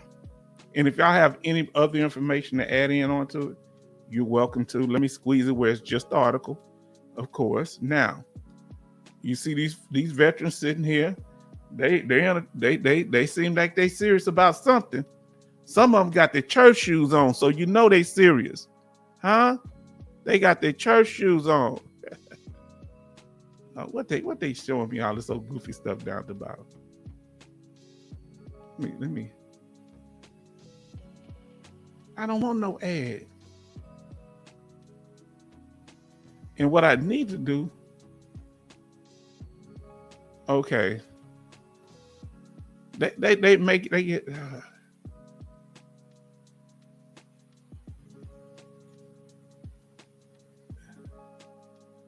Man, they just crash you with these ads. Okay, say this is what they're saying here. Representatives of Alabama veteran organizations helped file a committee room, help fill a committee room for a public hearing on a bill to change control of Alabama Department of Veteran Affairs. Mike, okay, this guy. Let's see what the bill's going to do. Man, they try to make you see the ad. Leaders with Alabama's veteran group say they were not consulted on a bill to change control of Alabama's Department of Veteran Affairs and called for legislators to slow down the process before voting on the bill. So is there issue with Congress, not the president? Who's the problem with? Man, they flood with ads on this thing. The bill sponsor, Representative Ed Oliver, Republican Dandeville, said he would work on changing the bill in response to that concern. Yeah, why didn't he consult with the veterans at first? This is my concern. The House Military and Veteran Affairs Committee, which Oliver chairs, held a public hearing on the bill Wednesday, but did not take a vote. All right. So Oliver said that the bill, HB 154, might be considered by the committee next week. Now they're talking about debating, but they won't go into detail what it's about. All these ads are killing me, family. I'm gonna have to take this down because this is getting on my nerves. Too many ads. Let me see if I can find a video dealing with it. Now, so what Brother Charleston said, oh, it's not the VA, it's a state of Alabama. And usually states have, that's what I'm what. So I wonder in Alabama, do they have their own state veteran organization and it's not federal? That's what I'm wondering.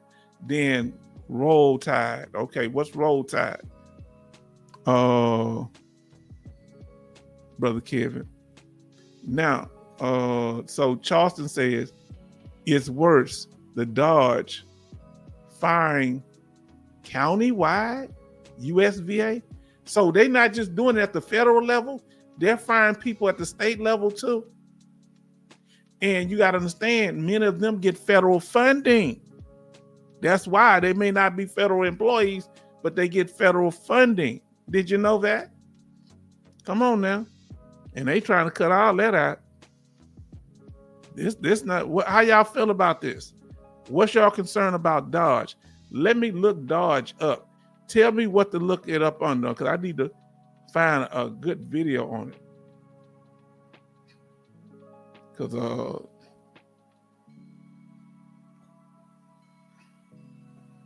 let us know, family. Yeah, let me see. Can I find?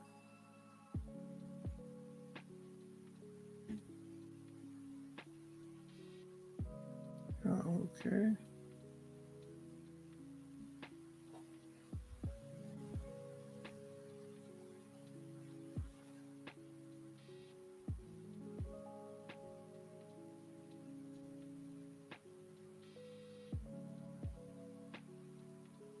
I'm looking it up, see.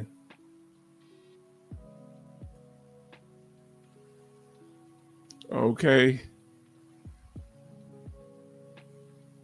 Okay, they say somebody's fighting it while the Republicans in Alabama, or most of them, are supporting it. What is it? 19 red states back Dodge in lawsuit challenging the Treasury system. Okay, we're going to have to look. Okay. Kate Britt among GOP leaders speaking out over Dodge cuts. Let me see, can I find a video on it?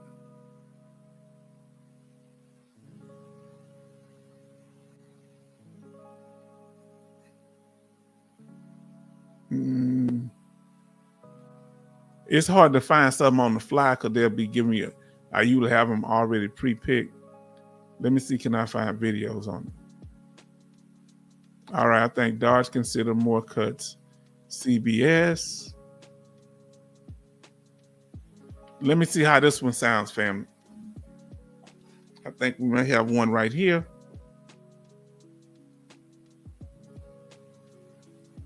So Coasty says, Department of the Government Efficiency Trump created, led by Elon Musk. Okay.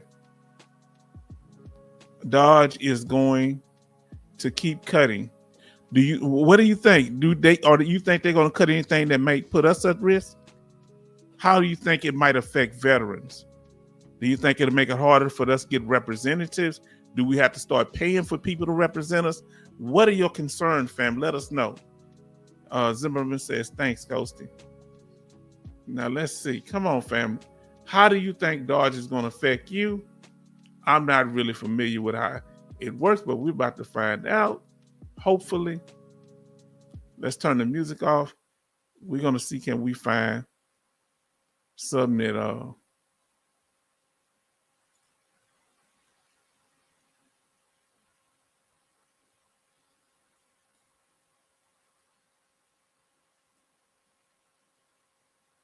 you know how it is with these ads, and they're long.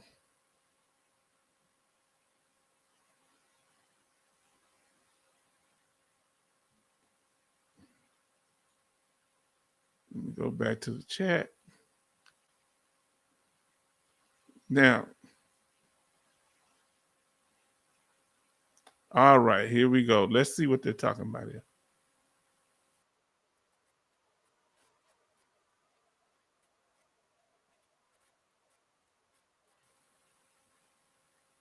So let me get an idea of what he's doing here. So we're going to pull it up, family, okay? Now, this might not be particularly the one in Alabama, but we're going to learn what this Dodge considering more cuts. So we're going to get an idea what they are from what y'all telling us here. And our brother Charleston say Dodge will fire new VA hire. Wow. Firing new VA hires. They're firing new VA hires. Let me pull this over here. Then Benny says it will affect veterans who work for the government and may be facing layoffs. Man, yeah, veterans? It's going to affect veterans? I thought they're the ones that trying to get us back to work and they're going to fire us? Now, Charleston says 1 and 2 first year. Now, Coastie says they're getting rid of federal employees in all departments. They just laid off 1,000 VA employees. What? Say what? I didn't know that now. You know, I'm going to start being more up on my game. What they did? They laid off 1,000. Do you think that's going to slow down the claims process? I'm talking about, I know it's going to affect veterans. How is it going to affect those of us? How is Dodge going to affect those of us that are disabled veterans that don't work? Do you think if we're filing for claims, will this affect us? Let us know, family. Let us know. Now y'all got me concerned. Huh? I thought I was going to get a peaceful sleep tonight. Come on now, family. As you come into the room, let us know that you're here. Coastie just let us know that this new program from the president and it's the person he got over, Elon Musk, they talking about cutting some. They cut 1,000 jobs.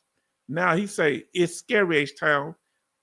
I don't scare at 70. I hear you. Now, let's see what we can pull up here, family. And we're going to show a video or two. Hopefully this video will give us some clarity on what we need, what's going on. Let's do this here. All right, let's see what's going on with the video. Dealing with Dodge. Fair use, fair use. This is for informative purposes. Let's talk about this Dodge. We're not trying to scare y'all, family, but we're trying to bring you the truth. Bureau is the next federal agency. The Consumer Financial Protection Bureau is the next federal agency now on life support. Friday, Elon Musk tweeted CFPB RIP. Congress created the Bureau in the wake of the 2008 market crash to protect American consumers from predatory business practices. Donald Trump and Elon Musk have told the financial cops at the CFPB to stand down. Democrats are sounding the alarm. They argue the administration's efforts will give companies free range to exploit consumers. According to their estimates, CFPB has secured nearly $20 billion for consumers since its inception. Consumer groups say the targeting of the Consumer Protection Agency is by no accident. Right now, Elon Musk is launching a payment service on X, formerly known as Twitter. So by stopping all CFPB work, Musk appears to be shutting down any enforcement of the laws against his own companies. In an interview with Fox News Channel's Brett Baier, President Donald Trump denied Musk has anything to gain. You say you trust him. Trust Elon? Oh, he's not gaining anything. In fact, I wonder how he can devote the time to it. He insists the shutdown is about cutting rampant waste and fraud across the federal government. But I told him do that. Then I'm going to tell him very soon, like maybe in 24 hours, to go check the Department of Education. A small crowd gathered outside USAID Monday, the first agency Musk attempted to shut down. I'm on indefinite furlough. Employees are holding out hope for each other, and millions around the globe reliant on their service. In Washington, Raquel Martin.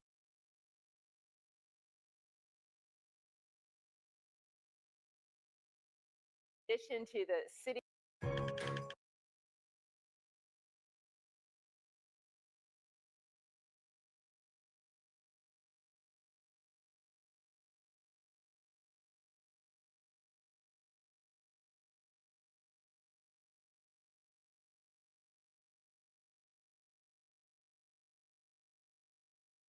Y'all need to give us this breaking news.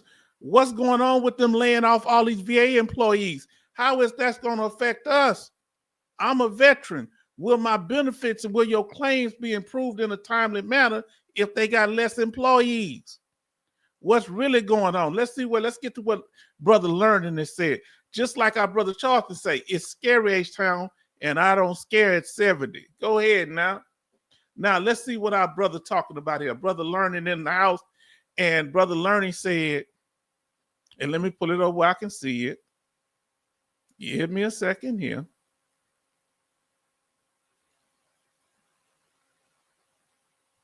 All right.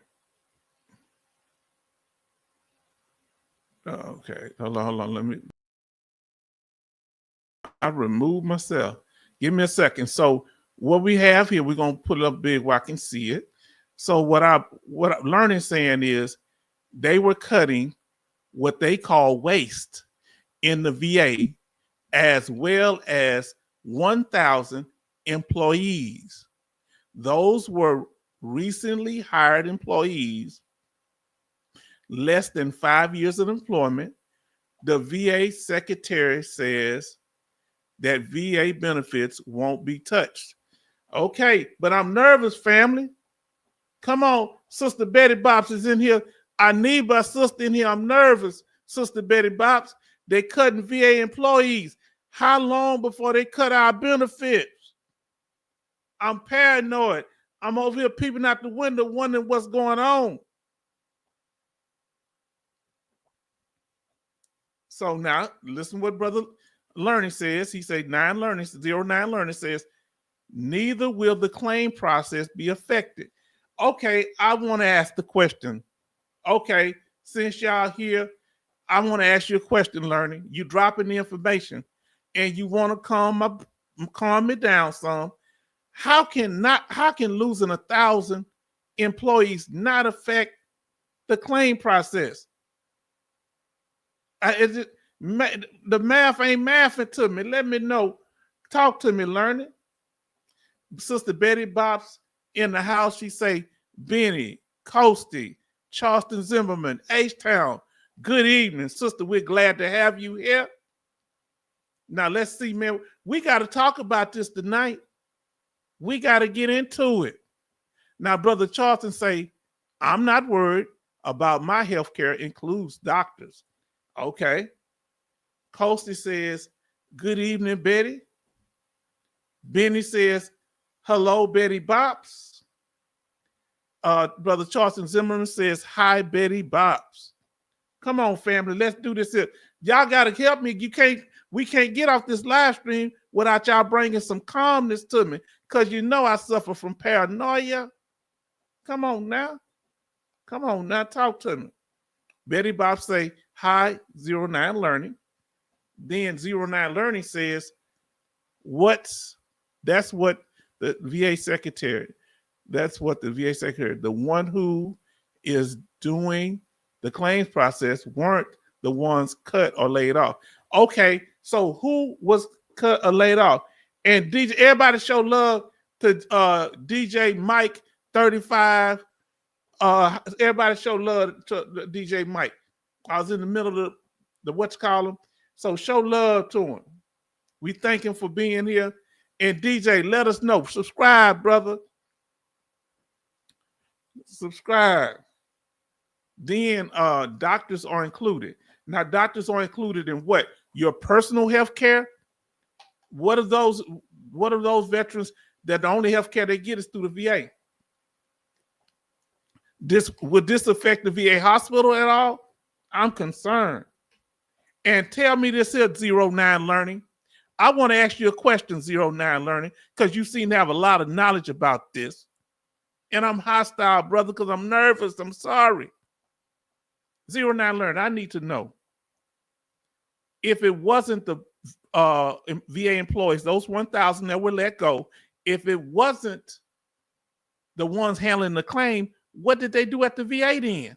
If they didn't handle claims, who was let go? Let us know. Oh, my brother John in the house. I'm sorry. I'm gonna skip everybody. I talk to my brother John. Where you been, brother? I ain't seen you in a while. We miss you, man. Look what he say. Long time no CH Town and the chat. I just sent you an email about VA job cuts. Yes, y'all need to send me a video. Send me a video that talks about the Alabama, what's going on in Alabama, not just some video about the cuts they're trying to make down there too.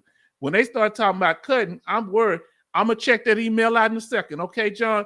I'm glad you're here. Everybody show love to John. He's one of our longtime listeners. He's been here darn near day one. Baby Bob said, Betty Bob says, hello, John Thompson. This is our sister. She real. You hear me, John? She real, brother. Then Coasty say, hi, DJ Mike. So let me see what I'm going back here. I don't want to miss nobody. 09 Learning say, hi, Betty Bobs. Charleston Zimmerman say, doctors are included. He say, no doctors cut by Dodge. What about community care? Are they going to cut back on my community care, family? Let me know something, because I want to go to them outside doctors. I got an appointment on after the 20th. Community care. Check it out. Betty Bob say, hello, John Thompson. And Brother Charles say, doctors and nurses cut. Hold on.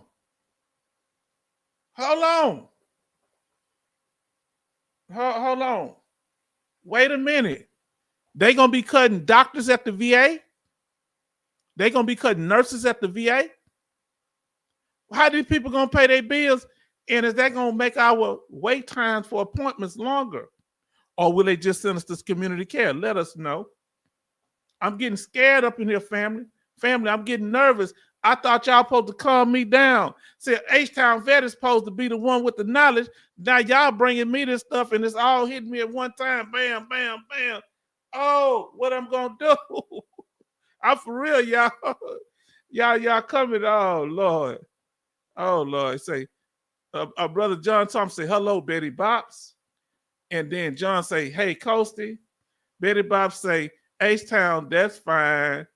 Call me Baby Bops. I don't know why I do that. Our brother George is in the house, family. Huh? We were about to shut it down, but our brother George, Army George, is in here. Hello, community care safe. Hold on now. Y'all got to make this make sense to me, Army George. You my fellow Desert Storm veteran, and I need to know. Come on now, talk to me here. How in the world will community care be safe when up here our brother Charleston say they talking about cutting VA doctors and VA nurses? So why would they cut VA doctors and nurses and keep community care around? Make it make sense to me. I'm confused. Seems like they would cut community care too. Are they trying to get us to go to more community care? Do you have a problem? Let me ask y'all, family. Come on now. See, I got my nerves all riled up. I'm trying to be calm. I'm trying to be chill. Let me ask you this here. If you want to go to a VA hospital, I want y'all to put VAH. If you want to go to a VA hospital, if you prefer going to if you only have one choice, now here I'm just giving you one choice. You put VA hospital, VAH for VA hospital, or you put CC for community care. So I just put it in the chat. Let me know which one of those you want to do. If you only have one choice and you can get all your health care that you get taken care of at the VA, if you had one choice, only the VA or community care, what would you do? Come on. See, y'all getting messy up in here. See, I tried to be dignified after the trolls, but now y'all got me all worked up. 909 Learning says community care. Benny says community care. But Charleston changed the game and said VA hospital. So you're gonna have to stand by that, family. I'm about to ask first. Let's get y'all answer this question, and I got a follow-up question. I want answers. Huh? Can I get some answers up in here? Come on, look what he said here. Hold on. Even John, VA VA health hospital. But Dallas came back with community care. Betty Bops says community care 100%. Now, come on, let's keep talking. Army George, not you. You my fellow Desert Storm. Oh, no. No, brother. Because guess what I put in there? I put in there community care. So let's get the count. Come on. If you haven't responded yet, we want you to put it in the chat because we're going to total it up. Which would you rather do, community care, or if let's say the president start cutting heavy and they gave you a choice, you can only go to the VA hospital or you can only go to community care. What would you do? Coaches say community care. So let's do some count. Come on, tallying it. I'm going to start tallying it. 1 for community care, okay, from Learn. 2 for community care. That's all. That's Benny. 1 for Charleston for the VA hospital. All right. Let me write this down so I don't forget. Okay, let me write this down, family, because y'all got me. All right, let me see. Okay, so community care, and the other one is going to be the VA hospital. Let's see where the vote goes, family. Okay, community care, bam. Community care, bam. Then Charleston says the VA hospital, that's 1 for them. Our brother Dallas Marquez says community care. That's 3 for community care, 1 for the VA hospital. Oh, I cheated. Hold on. I missed something. I missed John. He said VA hospital too. So that's 2 for VA hospital, 3 for community care. Let me make sure I got my count right. 1, 2, and 3, and 2. Okay. Now, community care, that makes 4 for community care, 2 for VA hospital. Army George says he wants to do VA hospital. That makes 3 for VA hospital, 4 for community care. And then H-Town said community care. I don't know if that makes 5 and 3 for VA hospital.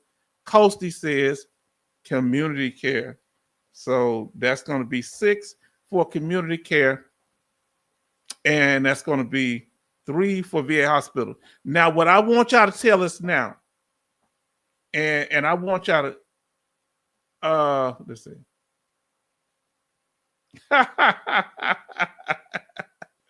Sound like a pirate ship. Now, what we want to do, we ain't gonna, nobody wins here, but I want to ask you this here.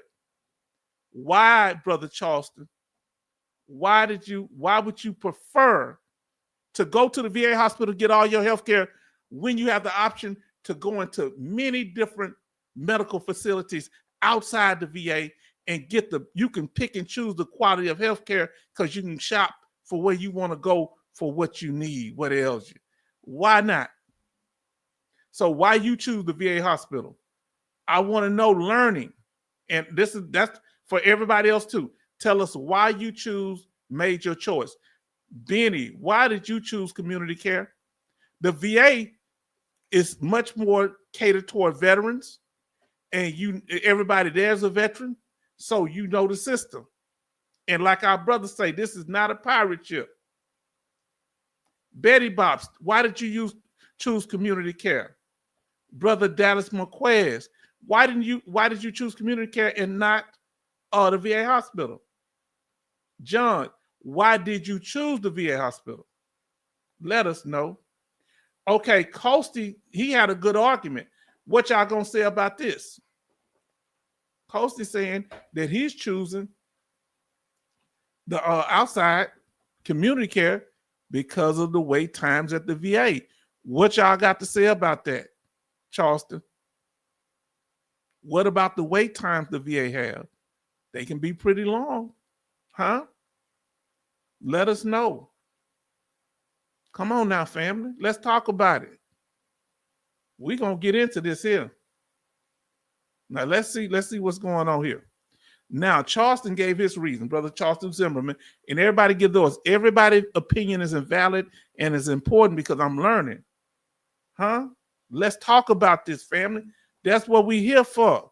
Brother Charleston Zimmerman says, because my community hospitals in the area are learning school. Ooh. You say you don't want to be experimented on. Now, can I say this, Brother Charleston? Outside your VA hospital over there, don't they have campus? How many of y'all VA hospitals, they use the word campus? Because they are learning schools too. 80% of all the people that become doctors, 70%, are trained through the VA hospital. But you do have the option, no matter where you go, to if you said, no, I don't want somebody in training to work on me. I want to be a full-fledged doctor. Oh, y'all starting to get with me with all these comments. Let me catch up. Benny says, I have not been treated well at the VA. Neither have I. I'm on Benny's side. Or y'all can convince me otherwise. I think community care staff treats me better. I do too. They hurt my feelings at the VA. Huh? They act like they don't love me. Man. Now let's see what Army George say. Army George says, could do both. Got Medicare. Awesome. Go ahead, bro. Go ahead and cut up. I need to get my Social Security and all that, man. I ain't got that yet. But I think I'm going to file for it again. Now, Dallas Marquez says, I live 2.5 hours away from a VA hospital. Now, let's see what his comments was. So, one was saying, our brother Coasty say wait times. Our brother Wesker, Dallas says that he's choosing community care because, wait for it. Let me see what he say. He lives 2.5 hours away from the VA hospital. So his is distance from the hospital, whereas our other brother Coasty was the wait times. So everybody seems to have their own reasons. Now let's go to 09 Learning. I'm enjoying y'all feedback. This means a lot to his family. This is what we're going to be doing a lot of. Don't worry about it. This is what we're getting around to. We're going to talk about what y'all want to talk about. Now, 09 Learning says, because it's closer to my house, better hours. So let's go back to see what his choice was. 09 Learning. He say community care. Okay. So I'm going back now. I'm going to go back to his statement. He said, because it's close to my house, better hours, and the doctors I've gone to are experienced doctors and has satisfied patients. Ain't nothing like having a satisfied patient. That makes a satisfied doctor. Now, Charleston Zimmerman say, no, my VA is not a school. Oh, he scolded me. Bad H-Town. Ow! Bad H-Town. No. Oh, Bad H-Town. He been put in check. Now let's see what our sister Betty Bob say. Huh? She say, yes, that is here at this Baltimore hospital. Next door to University of Maryland, and nothing but students. Now, is that a VA hospital or is that a regular hospital, Betty Bobs? Because you didn't specify whether it's a regular hospital. Y'all cutting up now. Y'all got me reading these chats. I wasn't trying to start no trouble. It's all somebody else's fault. Chaplain Davis, the one brought this conversation up. I'm trying to live, man. I don't want no problems. I'm trying to ease right up on the rock somewhere and hide. Now, John Thompson said, I was thrown out of my room at the VA emergency in favor of a veteran who was not even sick. What? Well, at least he didn't look sick.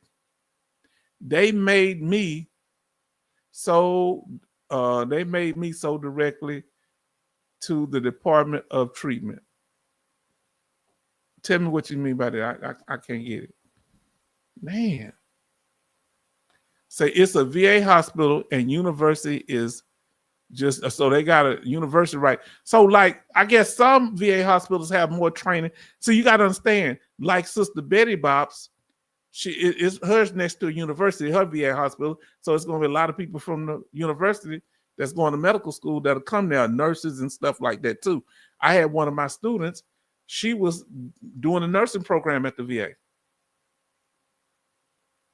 She said, "Well, hey, Mr. H-Town," you know, she didn't call me there, but I said, "What you doing here?" I said, "Girl, what you doing here?" She said, "I'm in the nursing program." I said, "Well, okay. Well, I'm here. I'm a veteran here, so I'm not going to be telling you what to do or giving you homework." She laughed. She was such a sweet girl. She was always cool people.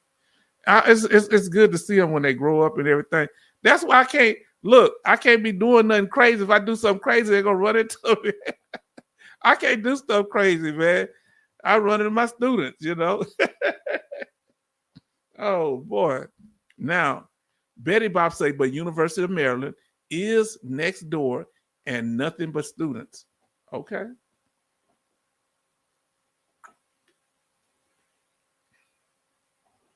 Man, family. So what y'all think about it? Let me see what y'all sent to me. Somebody sent something to me.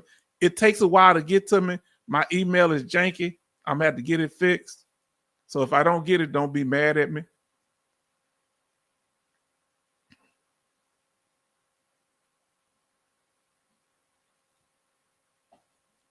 Let me see what we got. All right. Now I haven't got it yet. I know y'all send me stuff, but it sometimes it take a little minute to get here. So I'm sorry. Okay, I got something for John. Let's see.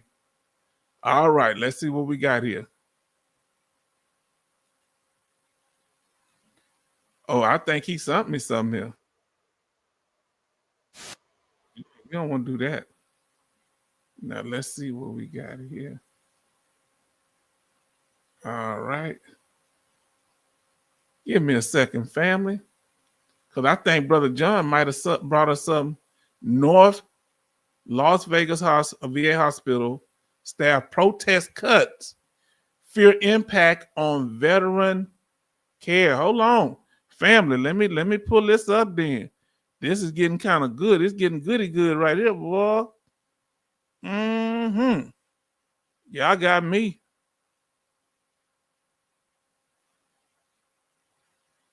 All right, let's see what we got here. Fair use, family, fair use, fair use. All right.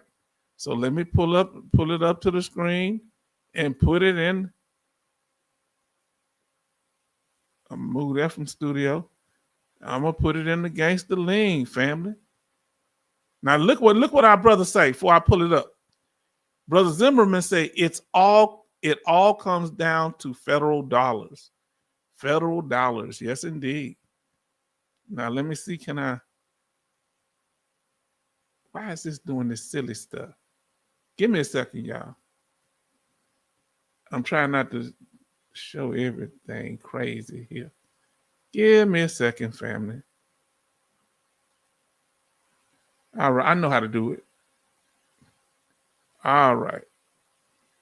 Thank you, brother John, for sending that to us. We really appreciate you. Now look what he said here. He says, been through this before, 1995 after the Cold War. You know what's up. You remember them days, but them 90s was a rough time, wasn't it? Let me mute this and we're gonna play past the okay, skip that. All right, no thanks. Oh boy. No joke. Get ready to see this, family. Put your seatbelt on. It's about to get ugly. VA employees are protesting. Thank you, brother. We want to give special thanks to Brother John Thompson. Please send us videos when you get things like this. Thank you so much, brother. Fair use, family. Fair use. This is for informative and educational purposes to help veterans know what their benefits are and protect them. All right. So let me share this screen. This is in Las Vegas, family. So let's see what's going on in Las Vegas, family. Y'all ready to do this? Come on, y'all ready to do this? Here we go. Let's see what they're talking about.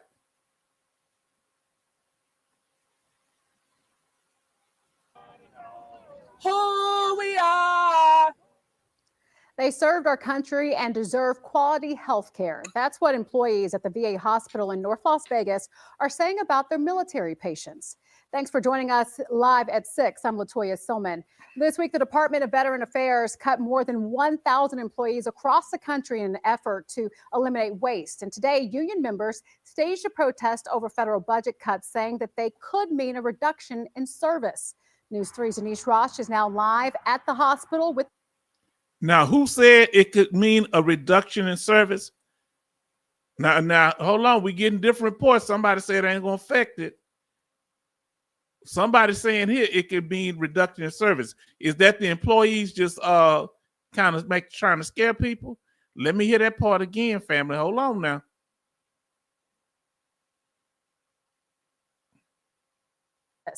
News 3's Anish Rosh. Budget cuts, saying that they could mean a reduction in service. They're not saying who said it. Hold on, give me a second. Waste. And today, union members staged a protest over federal budget cuts, saying that they could mean a reduction in service. So the union members for that are working, I guess a VA have union members. They're saying that it could mean a reduction in service. Huh? That's what they're saying now. Okay. Let's see. Let's hear them. Look, we're going to let them speak and then you decide. I think she mean these fools. You decide. Is it the VA employees cutting up too much, or is Trump and Elon Musk off the chain?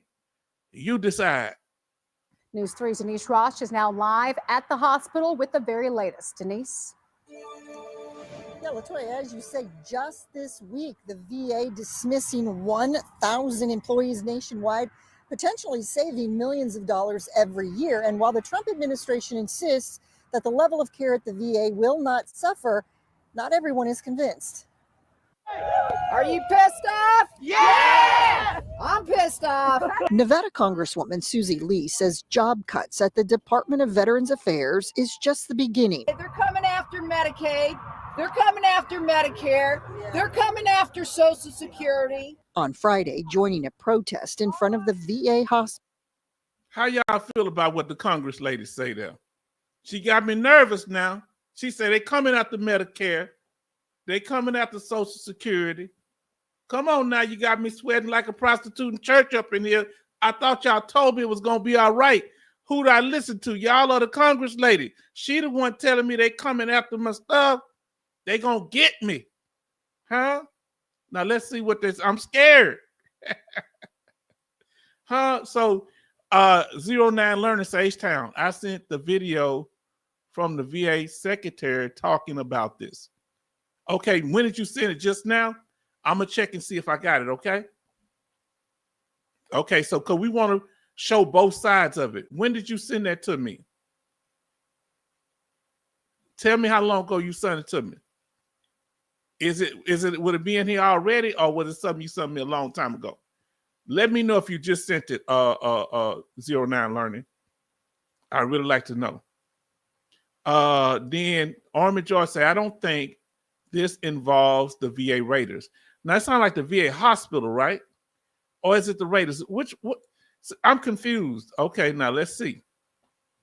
Charleston says, Army George, most Raiders are contractors.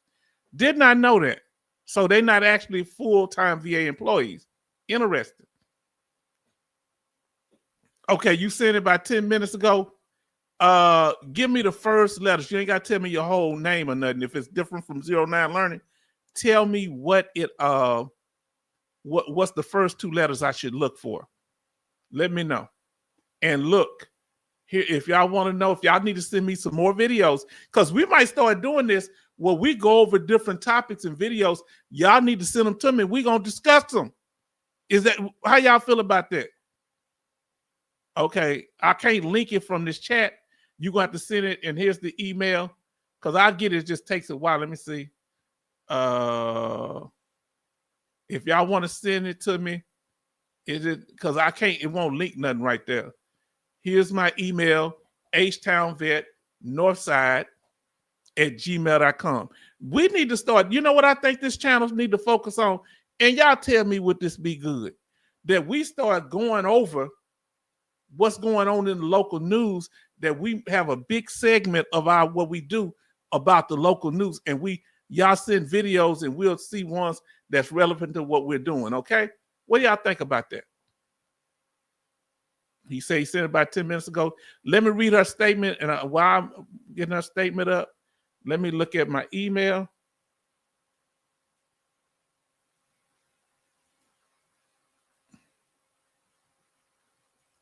Yeah, this thing cutting up.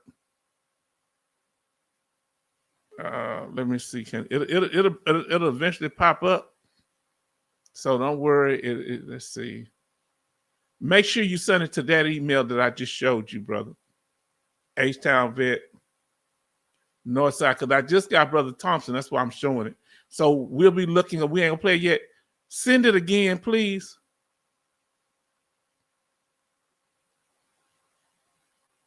Okay. So we're going to talk about different veteran topics. That's what we're going to keep this thing fired up around here. So your nerves going to be bad. Now let's read what our sisters say here.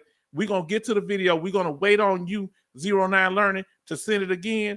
And I'm going to be looking for it. I got my email open, okay? So just go ahead, or I might just refresh my email. Send it again, and give me the first two initials, what you sent it on. Don't give me your full name on that. Just give me the first two letters and what you sent it. I know it's you. If it ain't 09 Learning. Now, not the whole thing though, because we want to keep your privacy. Now, let's see what our sister got here. She said these could be the 1,000 VA employees that said that called to set up the appointments, and then I get a letter telling me I have 14 days to set up my appointment and schedule an appointment in 102 days. You say them the ones they getting rid of. No, I can't get it here. I can't get it here. You have to send it to me, my email. Send my email, okay? If you send it by your private name, I won't I don't share no information. So send it to the email. Let me see if I still got the email. Send it to this right here, H-Town Vet Northside. Because it won't let you send nothing through the chat like that. Now, okay, so do that, because I really want to see that if you don't mind.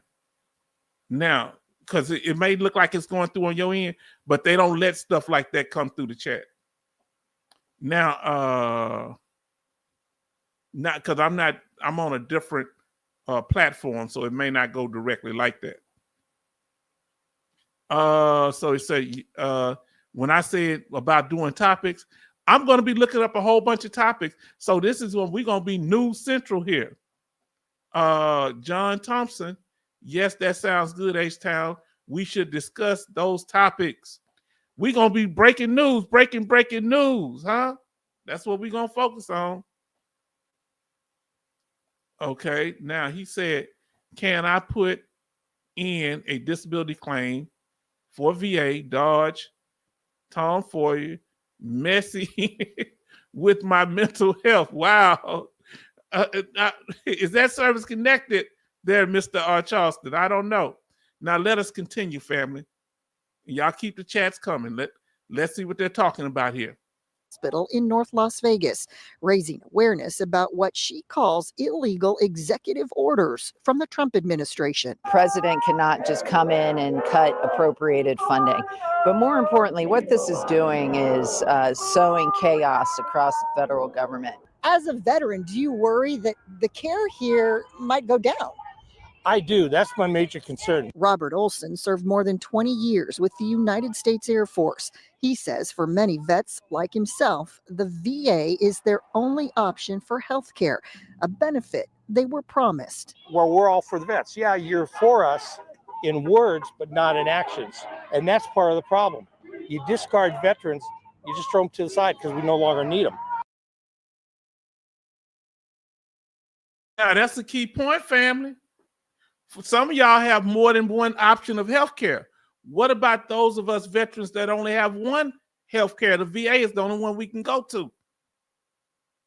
Should we be the ones making decisions? Because y'all have the unfair advantage. I'm glad y'all blessed with extra insurance. But what about us? Shouldn't we be concerned?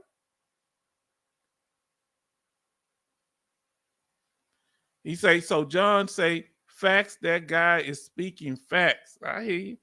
But I want to know other opinions. Do y'all disagree? Talk about it. Well, the veterans have paid that price. We've earned that right by sacrificing all we've done. There's a lot of vets in here that need help. The mighty union. Look up, y'all. Wow. And in the shadow of a stealth bomber flying overhead, union members vow to keep fighting. We take an oath, serve and protect the people, you and me. That's the oath we took. And so now to now have our government come against us for taking that oath, it's really heartbreaking to my members. Linda Ward Smith is president of the American Federation of Government Employees. She's also a registered nurse at the VA. We are already down thousands of positions nationwide, and then even here we're slow to fill positions, and we're getting word that they're asking for our probationary employees that they can just be gone any day. In this hiring freeze, they've made exceptions for doctors and nurses, but what it doesn't make exceptions for are people who process your claims. Veterans who are trying to get their GI benefits, their housing vouchers, get their claims. And cuts at the VA are part of a broader overall plan to reduce the federal workforce. And some at the rally today say they agree that eliminating waste is very important, but they just question how and where that's occurring. I got somebody. I guess Learning may have just sent somebody something. Man, that was very powerful, family. Yeah, I just got it, I think, Learning. So give me a second here. Wow, let me come back up on the screen, family. Y'all got me all nervous up here. Now I ain't having about 4 or 5 people. Now we got 13. Y'all got me all hyped up here.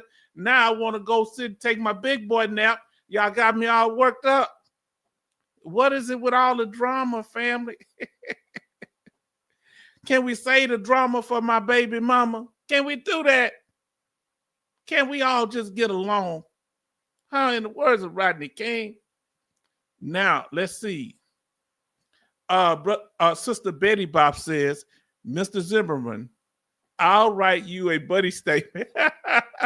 Because he said Dodge is causing mental health problem. She gonna write it. His fellow Navy person say they'll fight. Y'all a mess. All Navy people do is talk trash. Boy, they'll go for days. Army George, what do y'all do on these ships? Just tell jokes and cut up? I haven't found a Navy person yet that don't know how to just keep it going. Whoa. Now I'm gonna be checking that email, but y'all can keep chatting away. And of course, y'all want to chat now. Let me catch up on this. Say, I think everything will be okay. They probably need term a little. Okay. But what about their jobs? Army George, they don't have no jobs. I know some of us might be okay. Charleston say, Betty Bob stinks, shipmate. Then Learning say, I just sent you the link. I think I heard a thing. And then Betty Bob say, at Charleston Zimmerman. Now let me see, can I find it, family? What do they really want from us? Somebody let me know. Huh? Are they trying to restrict our benefits? My nerves, I'm all over the place dealing with this here. Yes, he did send it to me. Thank you. Now let me see what we got here. All right, All right. Give me a second. All right, they doing dumb stuff. All right.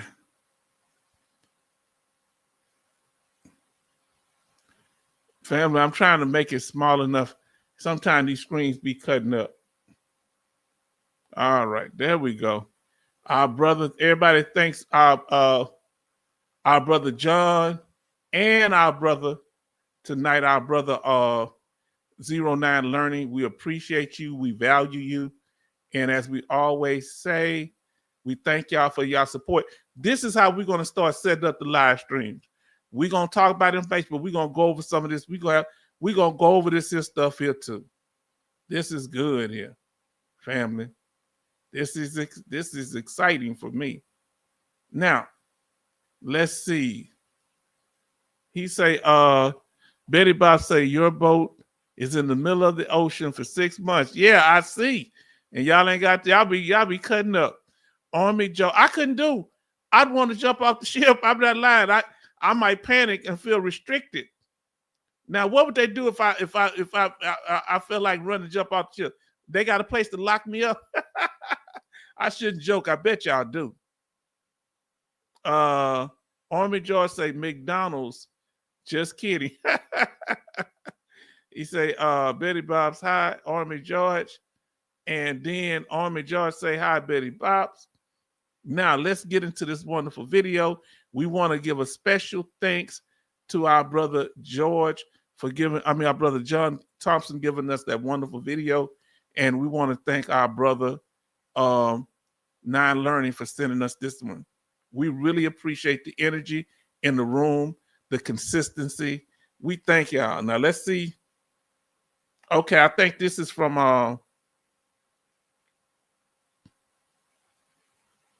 I don't know if I could play his. I probably could, but I want to give because that's somebody else's channel. It ain't a news thing. Try to send me a news thing because I don't want to be. I won't get no strike from nobody. Because I think it's from another YouTuber. But I appreciate you there. But I don't know. I do most of the news stories because some people kind of finicky about you playing their videos. So, if it's from the news, I appreciate you, brother.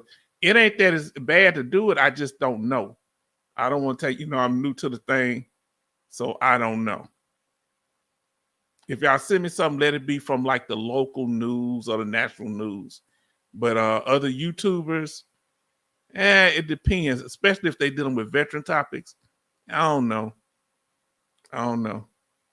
But I do appreciate you. Let me look into that and I will hold on to it, okay? I'll hold on to it, Learning. Don't worry. I'm gonna hold on to it and I'm gonna see I'm gonna find out will I be able to use it, okay? He say, man, overboard, H-Town. But I appreciate you, man. No problem at all.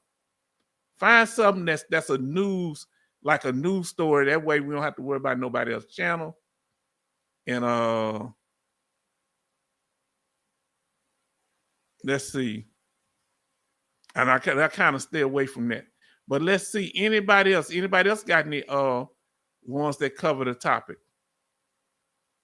I'm gonna look and let me see if I can find anything.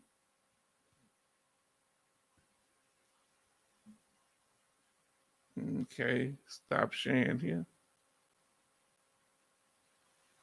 Okay, yeah, send me the one directly from the source. Look, email me the one directly from the source without some other YouTuber commenting on it. Send me the one directly from the source, and I appreciate it. I appreciate that. So that's what when y'all send, I guess I should have made that clear that y'all should send me one directly from the source. Now I want to know, Brother Charleston, Sister Betty Bobs, he just sent it to me. What do y'all do on those ships when you go home for 6 months after y'all cleaned up everything? And how often do y'all stop? What's the longest you gone without having to stop at a port? Let me know, Betty Bobs. Let me know, Brother Charleston. What's the longest you went without a stop? And why y'all doing that? Okay, he say he just sent it. I heard it too. Your stuff come through fast. Uh-oh. And our brother sent us something too again. Let's see. Yes, that now we talking. Now I can deal with that. Anything from the Department of Veteran Affairs? Yes. Or from like a local news agency? Yes. And let me get on, boy, y'all on top of this thing. And see, this will help y'all be participating in the process. Okay? All right. I got to move some screens around here. I got what our brother sent to us. I'm going to close one of them out. I'm going to get this one right. I like that you sent me. Now I'm subscribed to the Department of Veteran Affairs. Thank you, brother. Now I have a lot of information to cover. You know, we're going to be covering a whole bunch of news now. Y'all, I ain't going to be able to keep with all y'all comments. We do it this way, family. God, no. Now let's see. We're going to pull it up. But thank y'all for the comments, the information. And this is in dealing with VA Secretary Doug Collins addressing veterans benefits. So family, let's do this here. We're going to share it. We're going to make sure it's full screen. Ooh, Doug is loud. He must be from the South. Good Lord, he talk as loud as I do. Doug got to be from the South. That dude talks loud. The sound might have been up loud too. No, the sound wasn't that high. Or maybe I turned it down. I don't know. But let me read this here. What he say? He says, Brother Charleston says, even in port, we are on 3 section duty.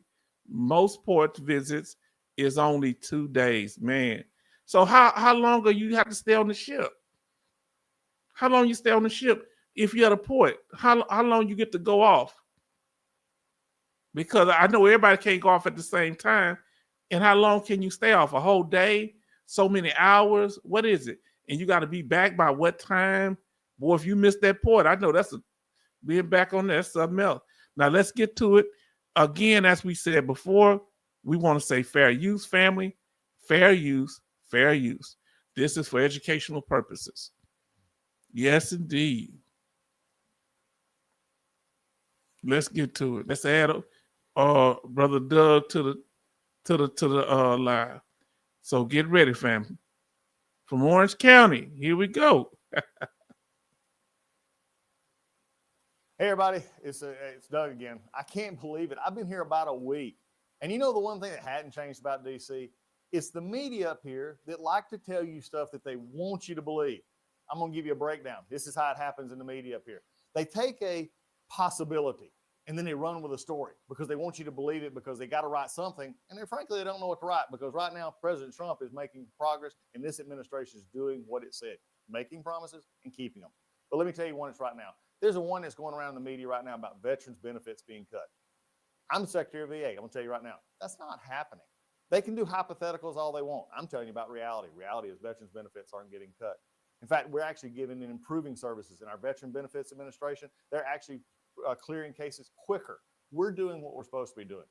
There's also this rumor out there that Doge is out there, is this infamous thing that's going to take personal information and do that. I'm telling you what, we got Doge representatives here that are doing what they're supposed to be doing, and that is looking at our contracts, making sure that we have the best run facility for efficiency to make sure the veteran gets the care they need. I'm happy to partner with them to find things that we need to get rid of so that we can put the money where it belongs.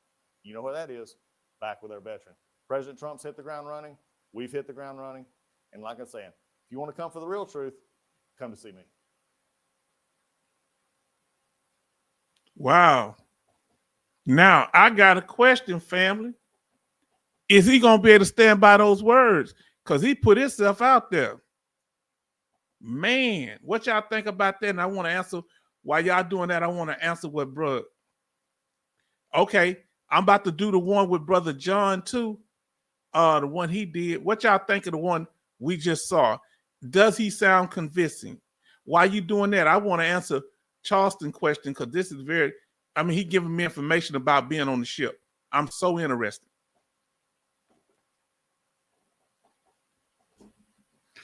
Now, he say when they, let's say they're on duty, they have 8 hours divided by 2. So 1 4 hour, okay? Once a month, port call. Okay. Like we have CQ duty. Okay. Oh, so everybody don't have to do it. Okay. You know, half the people don't have to do it. Okay. John says, Thompson, the one I sent you the interview with the Secretary Doug did. Okay, we're gonna look at that one too. We about to pull that. I'm gonna pull it up right now. Now let's see what Coastie talking about. All right, let me pull myself back up on the screen.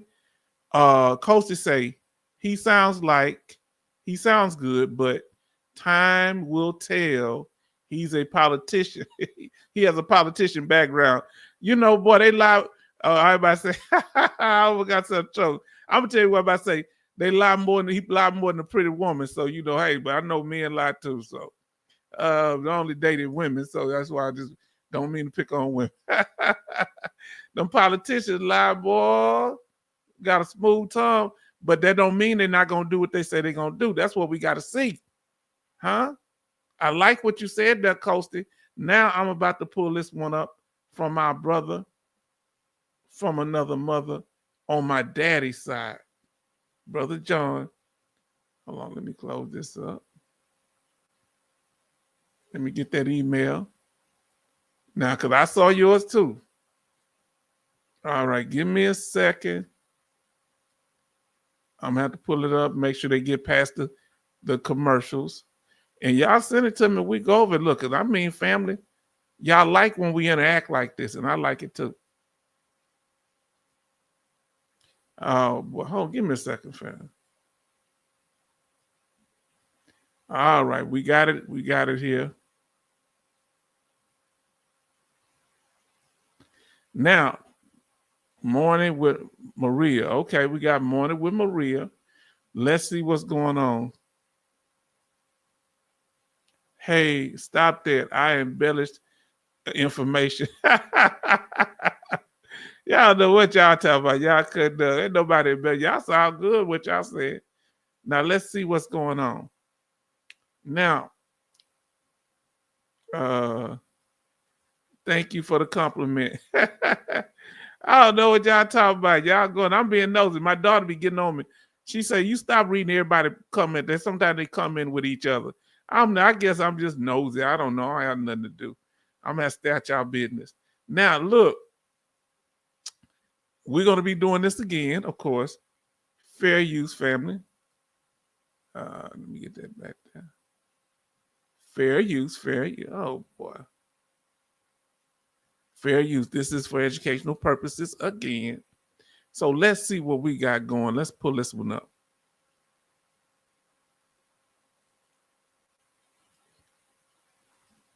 This is from my brother John, and we thank you.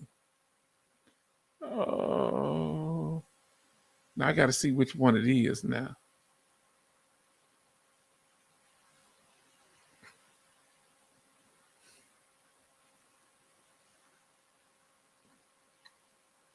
Okay, here we go. So I guess in this one they actually interview him and he actually clarified some things. So let's pull this up and we're going to see what we got here. All right. We're going to make sure we got the full screen. We got it on mute. Well, we got it playing. I just want to make sure everything is good before we pull it up. All right, now let's go with it. Let's see what they're talking about. This is when they actually interviewed Veteran Affairs Secretary, clears the smoke over Dems. So the Democrats are saying some things, and I guess he's a Republican like the president, or he's a Democrat that works for the president. So let's see what's going on here. Okay, family? Let's see what we got going here. Let's get into it. Welcome back. The Veterans Affairs Department dismissing more than 1,000 employees yesterday. A personnel move expected to save more than $98 million a year. The department plans to redirect all of those resources back toward health care, benefits, and services for VA beneficiaries. Joining me now is Veterans Affairs Secretary Doug Collins. Mr. Secretary, it's great to see you. Congratulations to you, and thank you for being here. Good morning, Maria. It's good to see you as always. I've got to tell you, veterans love the Veterans Affairs Department. My father was a veteran, and every time I said to him, Dad, go to this hospital, go to that hospital, we need better care, he would say, no, Maria, I'm going to the VA. He always wanted to go to the VA, and I should tell you that they gave him such an incredible funeral ceremony that I was so proud of him to have been a veteran. So I want to get your take on what needs to be done at the VA. How can you increase the quality while reshaping and improving the department? Maria, that's a great question. What you just said about your dad, there's a whole generation, especially that they depend on the VA just like they do right now. And we're here for all veterans on many generations. But as we look forward into this future, we're going to have to continue to raise the quality for especially our older veterans who are coming through the system now. But we got a lot of new issues with our younger veterans, myself included, the GWAT, as we call them, generation, the Iraq, Afghanistan, global war on terrorism veterans, as they're coming through the system. They're not as used to the older style of the VA, and they're also now looking at our community care program, which I helped pass when I was in Congress, that allows them the flexibility to get care in the VA and outside. What we've got to do right now, though, is we just got to sort of reset the standard very high. I can't lie to you. I'm glad that they passed that for the community care. I'm not Republican, but doggone, I really appreciate that. Man, I'm really glad they did that.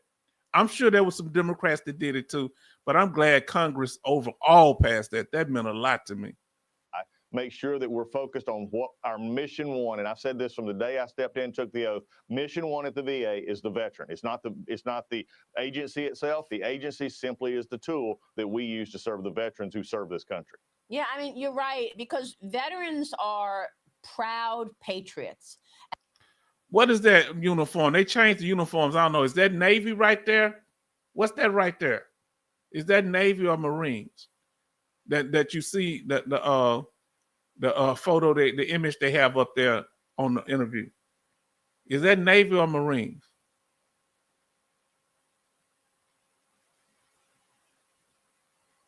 Love their community care. Yes, I do. And I must admit, I love my VA doctors too. Now I got two I really like, but I love their community care for certain things. What is that? Somebody, if y'all see up on the screen, let me make it a full screen for a second. Do anybody know? Because we don't see them much. What is that right there? What is that uniform they got on? And our brothers say, "Oh, Blueberry changed." Oh, okay. So that's Navy. Okay. I figured it was, but I didn't want to say. The hat kind of looked like Navy's, but I didn't know. Yeah. Well, I should have known that because when I always go to the Navy base to get it, but I didn't know. They sometimes they kind of tone their color. And then thank you for that, Brother Charleston, letting us know what uniform that was. John say, Mr. Lawson. Now let's finish. Let's keep going. And that's who my father was, a proud patriot. He didn't want to go anywhere else. He wanted to be with the VA because he trusted the VA. Now, the White House says you will become the interim head of the Office of Government Ethics and the Office of Special Counsel. Well, the Trump administration reorganizes both agencies. How do you look at that in terms of reform? I look at it as basically just making sure that in helping the administration have an interim head while we're getting a permanent head to both those agencies. Look, President Trump has come in and he has made very clear that this is a new day in Washington, D.C. And Maria, I've been here a long time. You've been in and out of the city. I've not seen this kind of reaction in the agencies. And also, if you want to know really where it's effective, look at those who believe that big government's the better option. The other side, the other party is yelling because all of a sudden the government is not the controlling entity. The people are. And President Trump, who won a mandate back in November to do this, is setting that standard. So for me, where I can help the department and help the administration, in these times that we're making sure we're getting the right people at the right places, that's what we're going to do. So how did you decide who should leave? I mean, all of those people that were laid off or fired, however you want to look at it, what were the metrics that you used in terms of deciding how to cut staff? That's a great question. What the biggest metric we've had all along in this, whether it be the decision if they wanted to take the chance to leave the department on a retirement process, which was laid out by the administration, or in this, we scrubbed the list of all our employees, making sure that mission critical and front-facing workers were not eligible for that. They were exempt from this process. We exempted over 300,000 positions because we were not going to the changes we were made were never going to be infected to the point to where quality care at our health care, our benefits, and our cemeteries were not going to be affected. The veteran is only going to see higher care. They're going to see better care, but we're just going to do it more efficiently. So what we looked at was those areas where we could make that, as I think has been said before, we were looking at the areas to trim that make sure that we're still doing our mission so we can put more money back into serving our veterans. And so let me just say real quickly, there's a lot of misinformation going on out there. There's a lot of things coming from the Hill that and members of the Senate and the House who are making statements like benefits are getting cut, all these other things. That's just not true, Maria. That is that is the fear factor here that they're trying to do to make sure that I think to interfere with their idea that the bigger government is the better. I believe a leaner, better government is what we need to look at. Yeah, I mean, thank you for that clarification, because it's really the Democrats out there, trying hard to criticize DOJ. And I want to get into where the waste is at the VA, because the department has canceled $178,000 in subscriptions to Politico Pro. So this comes after the Trump administration revealed that the federal government paid over $8 million to Politico in subscription fees over the years. And this was part of this move from Elon Musk and DOJ to look at all of these agencies to see where the money has gone. I mean, they also found that money was going to Reuters. I mean, why is money from the federal government going to media operations? Tell us about the VA and the Politico subscriptions. Okay, now I'm confused. Why would the VA be paying money to Politico, getting subscriptions to them? I'm confused, family. That's confusing. Now, that's kind of confusing to me. So he about to tell us, look, I didn't realize he say workday uniforms. So the uniforms they had on was the work. When do y'all wear the whites? We're going to get right back to this. In the Navy, when do y'all wear the white uniforms? On the ships or at certain times? It seems like y'all got about 20 different uniforms. Now, let's get back to it. Well, I'd love to, Maria, because this is the inherent part that is the unwritten secret up here in D.C. that nobody wants to talk about. It's the intertwining of newsletters and media that just get tangled up in agencies. And look, we're simply looking at it saying, as I go back to mission one is the veteran. How is the veteran served by $178,000 being spent on Politico Pro, when if anybody in the VA wants to read Politico, there's a free newsletter that they can just put their email in and get it every day. Yeah. I'm for efficiency. So that $178,000 is going back to where it needs to be, and that is in our benefits and healthcare. But it goes back to a deeper sense, Maria, and that is the sense that it's a whole new, the Trump administration has brought in to a new perspective. What is the fundamental role of government? And our government, any part of our positions, is to serve the people of the United States. And if we're not doing that in the most efficient, effective way, then we're going to trim that out, and we're going to make sure that it's going, the tax dollars that people send in are going to the right places. And what about job creation for veterans? What can you tell us about the agency working with the private sector? I'm always impressed when I see major banks or corporations saying we've got a VA program. We want to hire veterans. They come out of their service with massive discipline, with so many skills that actually can be applied to high-paying jobs in business. Exactly. Look, this is something that the Secretary of Defense, Pete Hegseth, and I have talked about, because I believe that our part of it and his part of it, from the beginning to the end, the veteran has a singular significant role in our society, and that is serving our country when they transition out of DOD, they transition into the Veteran Affairs, the VA side of it, and we're there to make sure that transition goes so they can continue to be productive. That's some of the most exciting things that I've seen. We have a lot of veterans who work in the VA, but we're making sure that they have the skills and the tools to transition to civilian life so that they can then be productive in their post-military career. And that builds up everybody. So again, this goes back to retention, it goes back to recruitment, and it goes back to the finalization of making sure that our veteran for the service that they give, the benefits that they earn, are not going to miss a beat.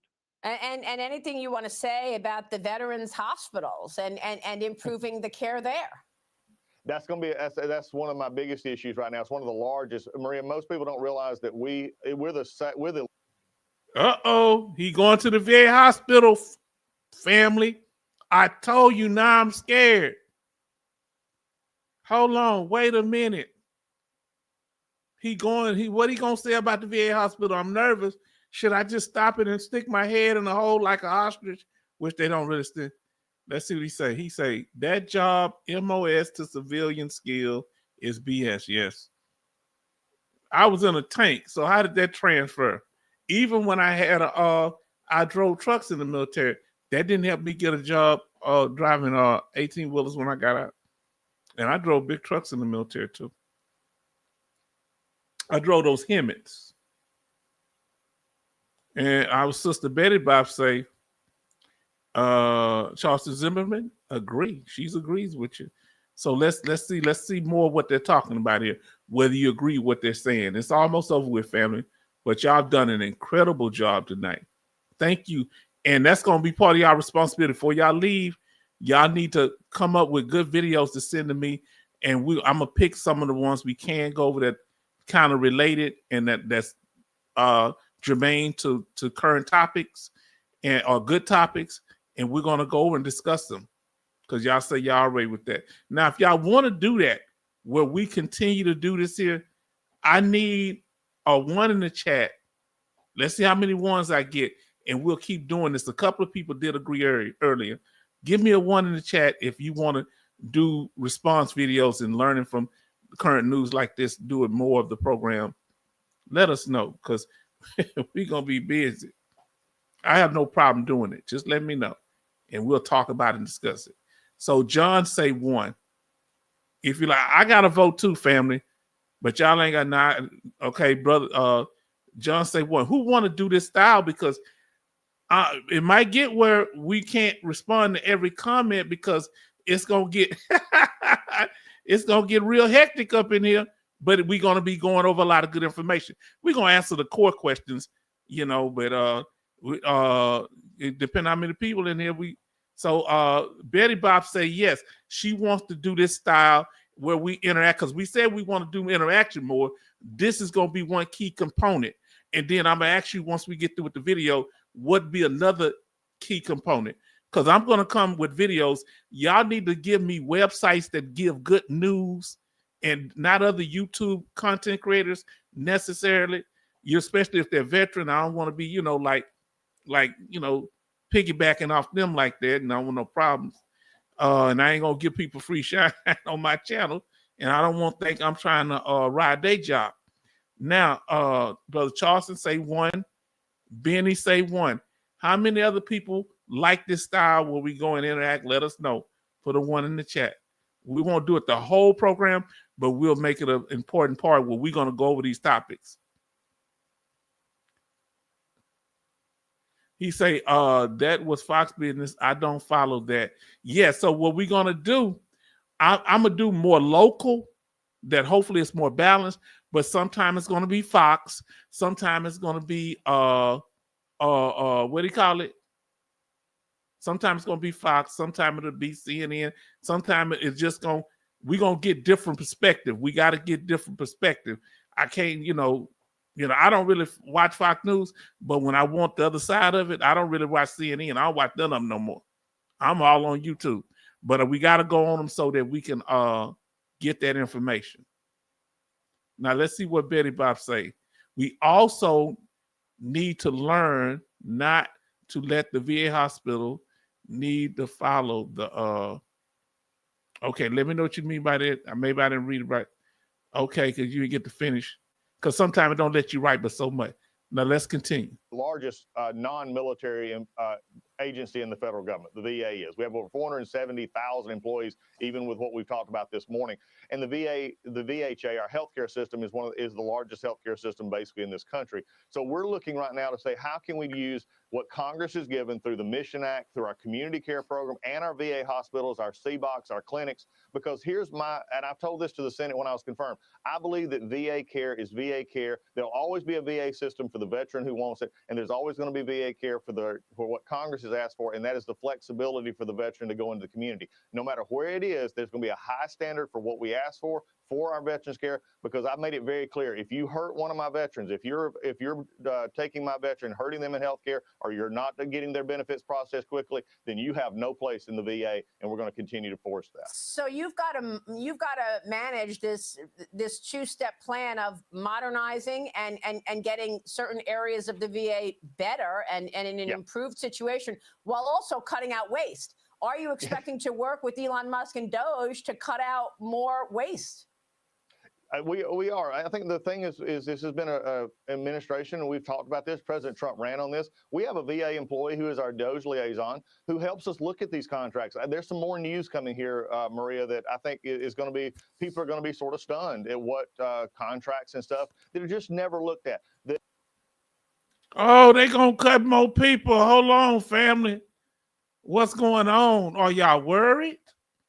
The modus operandi in Washington, D.C. is just get along to get along. The next person hands it off, and we just don't ask questions. It's time we ask questions about the operations and how we do it, and does it fit the mission? That's what we're doing at the VA, and my person I have working in that is doing an excellent job of looking at it, while at the same time, and I want to emphasize this again for any of the detractors on the Hill or in the media, at the same time, it is not affecting healthcare, not affecting benefits claim. In fact, Maria, last week, I want to brag on our benefits folks for just a minute. They processed more benefit claims last week in single days. They were making records every day. We're doing what we need to do, and all of this that we're doing right now is simply putting the money back where it belongs. Now, family, do you agree with him? Do you disagree? You decide. You decide. Come on now. Now let's see what they're talking here. Betty Bob's made some statements, family. What's really going on here? Family, what's really going on? Now, Betty Bob say we also need to learn. Okay, I think I read that one. Betty Bob say employees need to know the regulations. Yes, they do. Employees need to know that. The VA employees think they don't have to follow the Complete Mission Act of 2024. You know, we need to go. Do we need to go over the Mission Act? Do we need to go over that Mission Act? Do we need to have a segment that maybe every so often we do a segment of the Mission Act, or maybe a little bit in each live stream? Let me know if y'all think we need to do that. Now, Benny say they might cut VES contracts. Tell me what VES contracts, I forget what that is. I think the contracts are union contracts. So are they protected if they're union contracts? Or are they exposed also? Coasty say they didn't process my claim. They sent it back 2 steps. Yeah, he talking about they moving so fast. They moving like the Flash. Let him tell it, but everybody got their individual experiences. Family, seems like y'all are very interested in doing it this way. We're going to cover the hot topics. Yes, indeed. I'm glad y'all, the new people that came in, I appreciate you coming in. We glad that you're here. Man, I'm enjoying this. Family, we got to talk about these subjects. We got to stay on top of it. We need to know what's going on. Now, Coasty say they didn't process my claim. They sent me back 2 steps. Okay. Wow. That's not good. Do you have a representative, Coasty?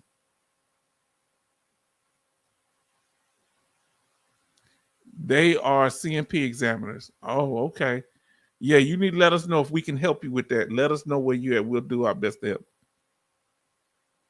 Now, Charleston says, our brother Charleston says, and let me pull it up full screen now. because I can look at the whole thing and we ain't got to worry about me being half blind trying to look at it. Okay, Brother Charleston says, let me see if this light too much. Oh, that light ain't too bad. Brother Charleston says, VA and all federal union contracts employees, this is a repeat of 1981 Reagan union busting. Okay, they busting up the unions. Okay. Now, Benny, they are CMP examiners. Okay. You did say that. He said, I think they are the lowest rated CMP examiners. Okay. Costa say he has a lawyer. Okay. Is he an accredited lawyer? Find out if he's accredited with the VA or not. If he's not, that's not bad, but make sure they don't overcharge you if they're not accredited. Okay, Coasty. Now Betty Bob says, we also need to research information when a VA employee gives you information that don't sound right. Yes, this is a misinformation from VA employees. Do we need to have a live stream on misinformation from VA employees? Hold on. Don't get me on my soapbox, Betty Bops. Huh? Soapbox, Betty Bops. Say that 5 times straight. Hold on. Wait a minute now. So he let me know, Coach, to say his lawyer is accredited. When I asked him, is his lawyer accredited? I ain't even finished our sister statement here. Hold on. Should VA employees be held accountable when they give us misinformation? Should there be a consequence? Now listen what she says. Know how to file fraud, waste, and abuse from VA employees, including doctors. So she just answered the question right there. We need to go over that. Sister, do you have any information to give us on that? How to file waste, fraud, and abuse of a VA employee. I think we went over it, but I don't know where it's at now. And he said, Benny said they denied the most veteran claims. Okay. Man, family, y'all getting into it, we doing it. I'm checking to see if y'all sent me any more emails. Because y'all done sent me some good stuff tonight. Come on now. Oh boy, I don't know where it's at. Oh boy, family. Give me a second. I can't find my give me a second. I gotta pull up something else because it made my page disappear. I'm so sorry. I hope y'all still here.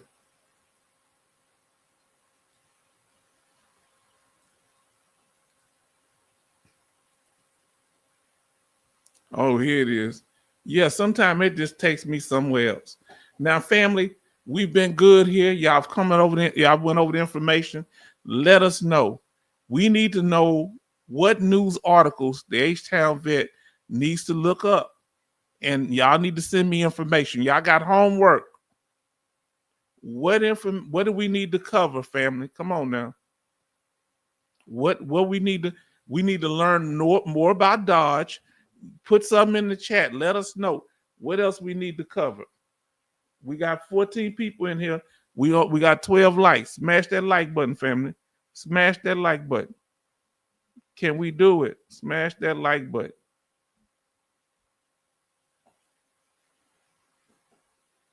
Yeah, we're going to cover all these hot topics. Because I'm telling you, when we start talking about this, boy, that people start coming into the room. Huh? We're going to make this news update central. And of course, every once in a while, we're going to cover information. Come on, let us know. Anybody got anything to say? Now, what are you aware of the Dodge? What type of what information you want to know about what Dodge is, how's it going to affect veterans, or is there any other law changes that you're concerned about? Let us know, family. Let us know. All right. Well, I don't know if y'all going to, let's see what we say. He said, I'll be doing research this week. I got snow maybe to clear tomorrow. Okay. Okay. Yes. So find out what topics y'all see that's going on. We need y'all to be looking them up. Send me some of the articles so we can talk about them on the channel. This is going to help not just me. This is going to help other veterans that watch the channel, and it's going to help us grow the channel where more people are going to come in here interested in what we're talking about. And they're going to learn, and they're going to bring in, people going to come in, and we're going to learn from them too, family. Are we not? Come on now. Let me see. All right. Give me a second. I'm checking something. Go ahead. If y'all got any comments, questions, or concerns, let us know. Look, we got 2 subscribers tonight. Come on, family. We know we doing something right. Huh? Come on. Oh, we about to do this. Going to be our method, but we need other things. Okay. We're going to break our segment down. We're going to show more on the news section. What we do on the topic section. Okay, so let me pull this up, family. All right, I want y'all to see. So y'all gonna have to help me out, and I'm gonna pull it up now. Help me grow the sections here. Give me a second. Now, first thing, I need topics from y'all. Give me some topics that y'all want to talk about coming up. And that'll help us dictate the news and everything. Give me some topics. That's the first thing. Put me some topics in the chat. What topics okay. Y'all want to talk about Dodge. Okay. I'm assuming Dodge is one of them that y'all put Dodge in there if y'all want to talk about that. Let us know while I read Costy's comment. He say another issue is Dodge can see your personal information. Is that right now? Not that I don't know. Dodge can see your personal information. They can see us as veterans. They can be all up in our Kool-Aid. Huh? Excuse me? Hold on, man. Coasty, I want to go out on that Coast Guard ship with you, man. So what topics y'all want to discuss going up? What is the pertinent things you're concerned about based on maybe some of the stuff we covered? What do you want to talk about? All right. Number 1, the topics. Number 2, what veteran news do you want to cover? Second thing is veteran news. And put a T for topic and tell what topic. Put a T for topic and tell what topic. Put a V for veteran news, a VN for veteran news. Let us know. All right. All right. So we're going to be covering the future VA law that changes for 2025. So that's good that he brought that up. So that's probably going to be the next thing that we cover. Okay. We're going to break down future VA law.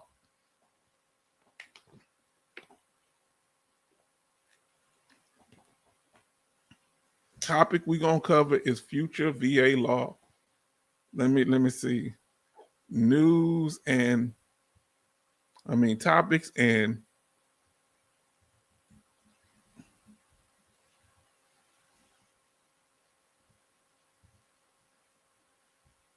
okay, so y'all want to talk about VA law.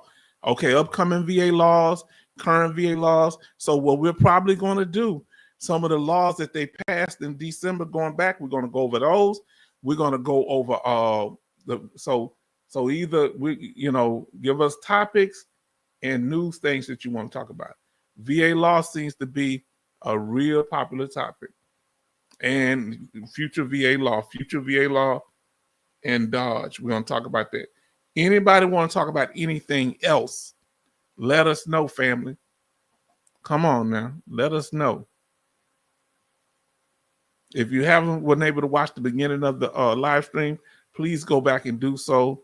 We talk about Black Americans, patriotism, their patriotism. So let us know. So while y'all deciding that, I'm gonna go ahead and start shouting everybody out. Betty Bops, thank you for being so engaging, so informative, and you good people. Thank you, Charleston Zimmerman. We're always coming up with very good questions and things to answer. And Coasty, thank you for being informative because, brother, I really appreciate that. Okay. Benny, I like the statements that you make because all y'all have been very engaging and informative. Thank you, Benny. You know, you always like have my back and I appreciate you. Now let's see. Y'all can keep chatting. I'm just, we might be closing out if people don't say much more. Brother John says, thank you for the articles, Brother John. And I also thank our brother 09 Learning. Thank you too. Brother Lawson, thank you for your support.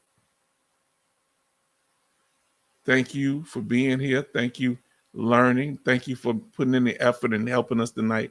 We really value y'all support because y'all getting the information out. You'll help me get the information out. And on top of that, we getting subscribers out of this. So this is working. People, this is interactive. Our brother Army George, you know what's up. I'm so glad you showed up, brother. I know this is an impromptu live. Most likely we're going to do a live tomorrow, and we're going to cover some of the similar topics. We're going to probably cover upcoming VA laws if I have a time to complete it, okay? I really appreciate y'all. Let me see if I missed anybody. Our brother Dallas Marquez, thank you for being supportive, interactive, and being here. Always popping in. Now let's see. I try to do it on different nights because I know sometimes y'all don't have the time. Family members be doing different things. I understand. Kevin Colbart Sr., first to come in. He's Marine.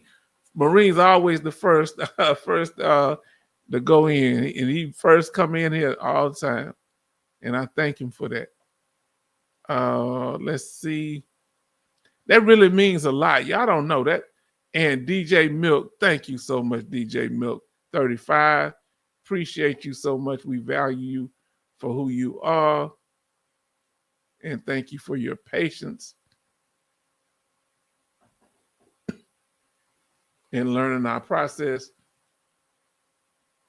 And if there's any miscommunication on my part, charge it to my head. Then our brother Kevin, he was the first one in here. Y'all need to be, he had surgery. So y'all be praying for brother Kevin. He said, good evening, veteran family. He was the first one to come in.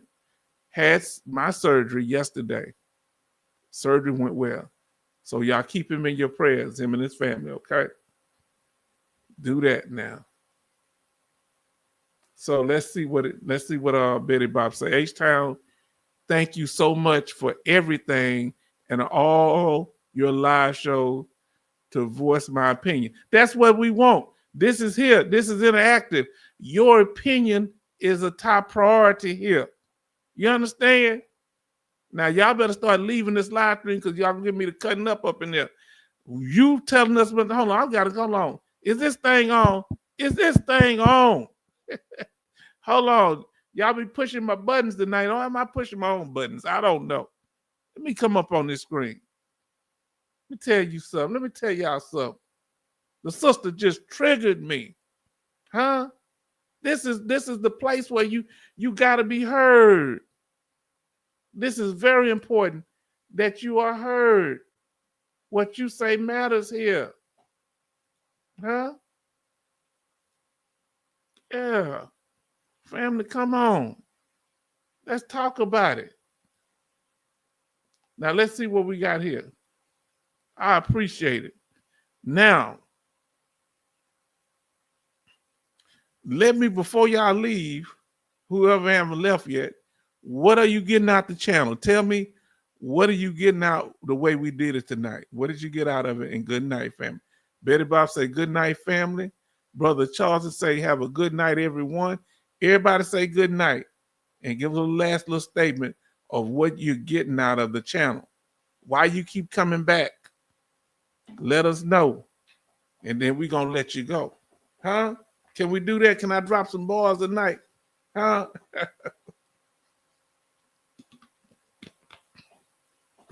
Come on, family. Any last statements? Comments? Well, we did it, and we had it going. We've been here 3 hours, family. Y'all know we be here 3 hours. A lot of people can't do this here. He's at Dallas say it's good information. That's why you come here. What anybody else before you leave? What's your reason for coming to the channel? I'm gonna give my reason.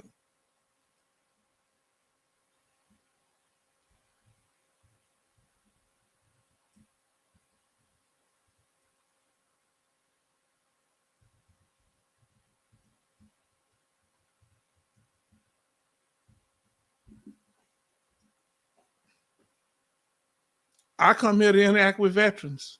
That's my main thing. And I learn stuff too. But I come here to interact with veterans. So let me see. Our brother Lawson say good night. Be blessed, you and your family. Okay, brother Lawson? Really appreciate you. Do a lot. You encourage me, brother Lawson. I'm mad that you went on that vacation and I ain't get to go on that vacation. And I don't get to go to places where you be all up on ships and stuff. I'm hating, brother. Should I put myself in timeout? But you know what I love about this brother? You know what I love about Brother Lawson? Brother Lawson called us from the ship. He came. We mean so much to him. He came on. Did y'all know? Let me pull him up. He might be gone, so I can talk now because he gone. I'm the center of attention now. I say that and I got his picture up. Ain't that crazy? My brother contacted us from the ship on a cruise with his family. Did you hear what I said? Did you hear what I said? Do y'all understand what that means to me here at the H-Town Vet? See, people talk. This man spent money to get on that cruise, but he took time out for us here at the H-Town family, and that means a lot because you can tell Brother Lawson is very knowledgeable about veteran benefits, and he's very clear about a lot of things. But I'm going to tell you something. Even he gets something out the program. His wife, I think she works. She does stuff helping veterans. Yeah. Now let's see what he say here.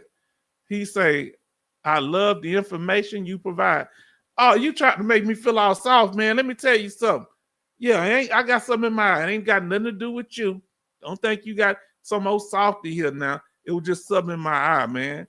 Try to get me all emotional and stuff. I appreciate you, brother. Now, look, John says, always get great information and interaction. Great information and interaction, that's what I get here too. So let's go back up here. I'm going to do it from up here. Betty Bob say, information I didn't know about. Yes, indeed. And H-Town say, interaction and with veterans. That's what I love. I'm reading my own stuff. That's crazy.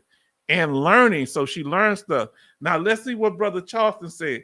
I get to see other smart people, especially sailors, cause sailors have more fun. They do. Y'all, I don't know what that, man. Y'all, that seawater got y'all, man. I don't know what is y'all different, man.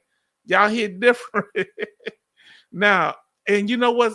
So I love about it, especially with all the branches, but the Marines and the Navy, y'all really connect with each other.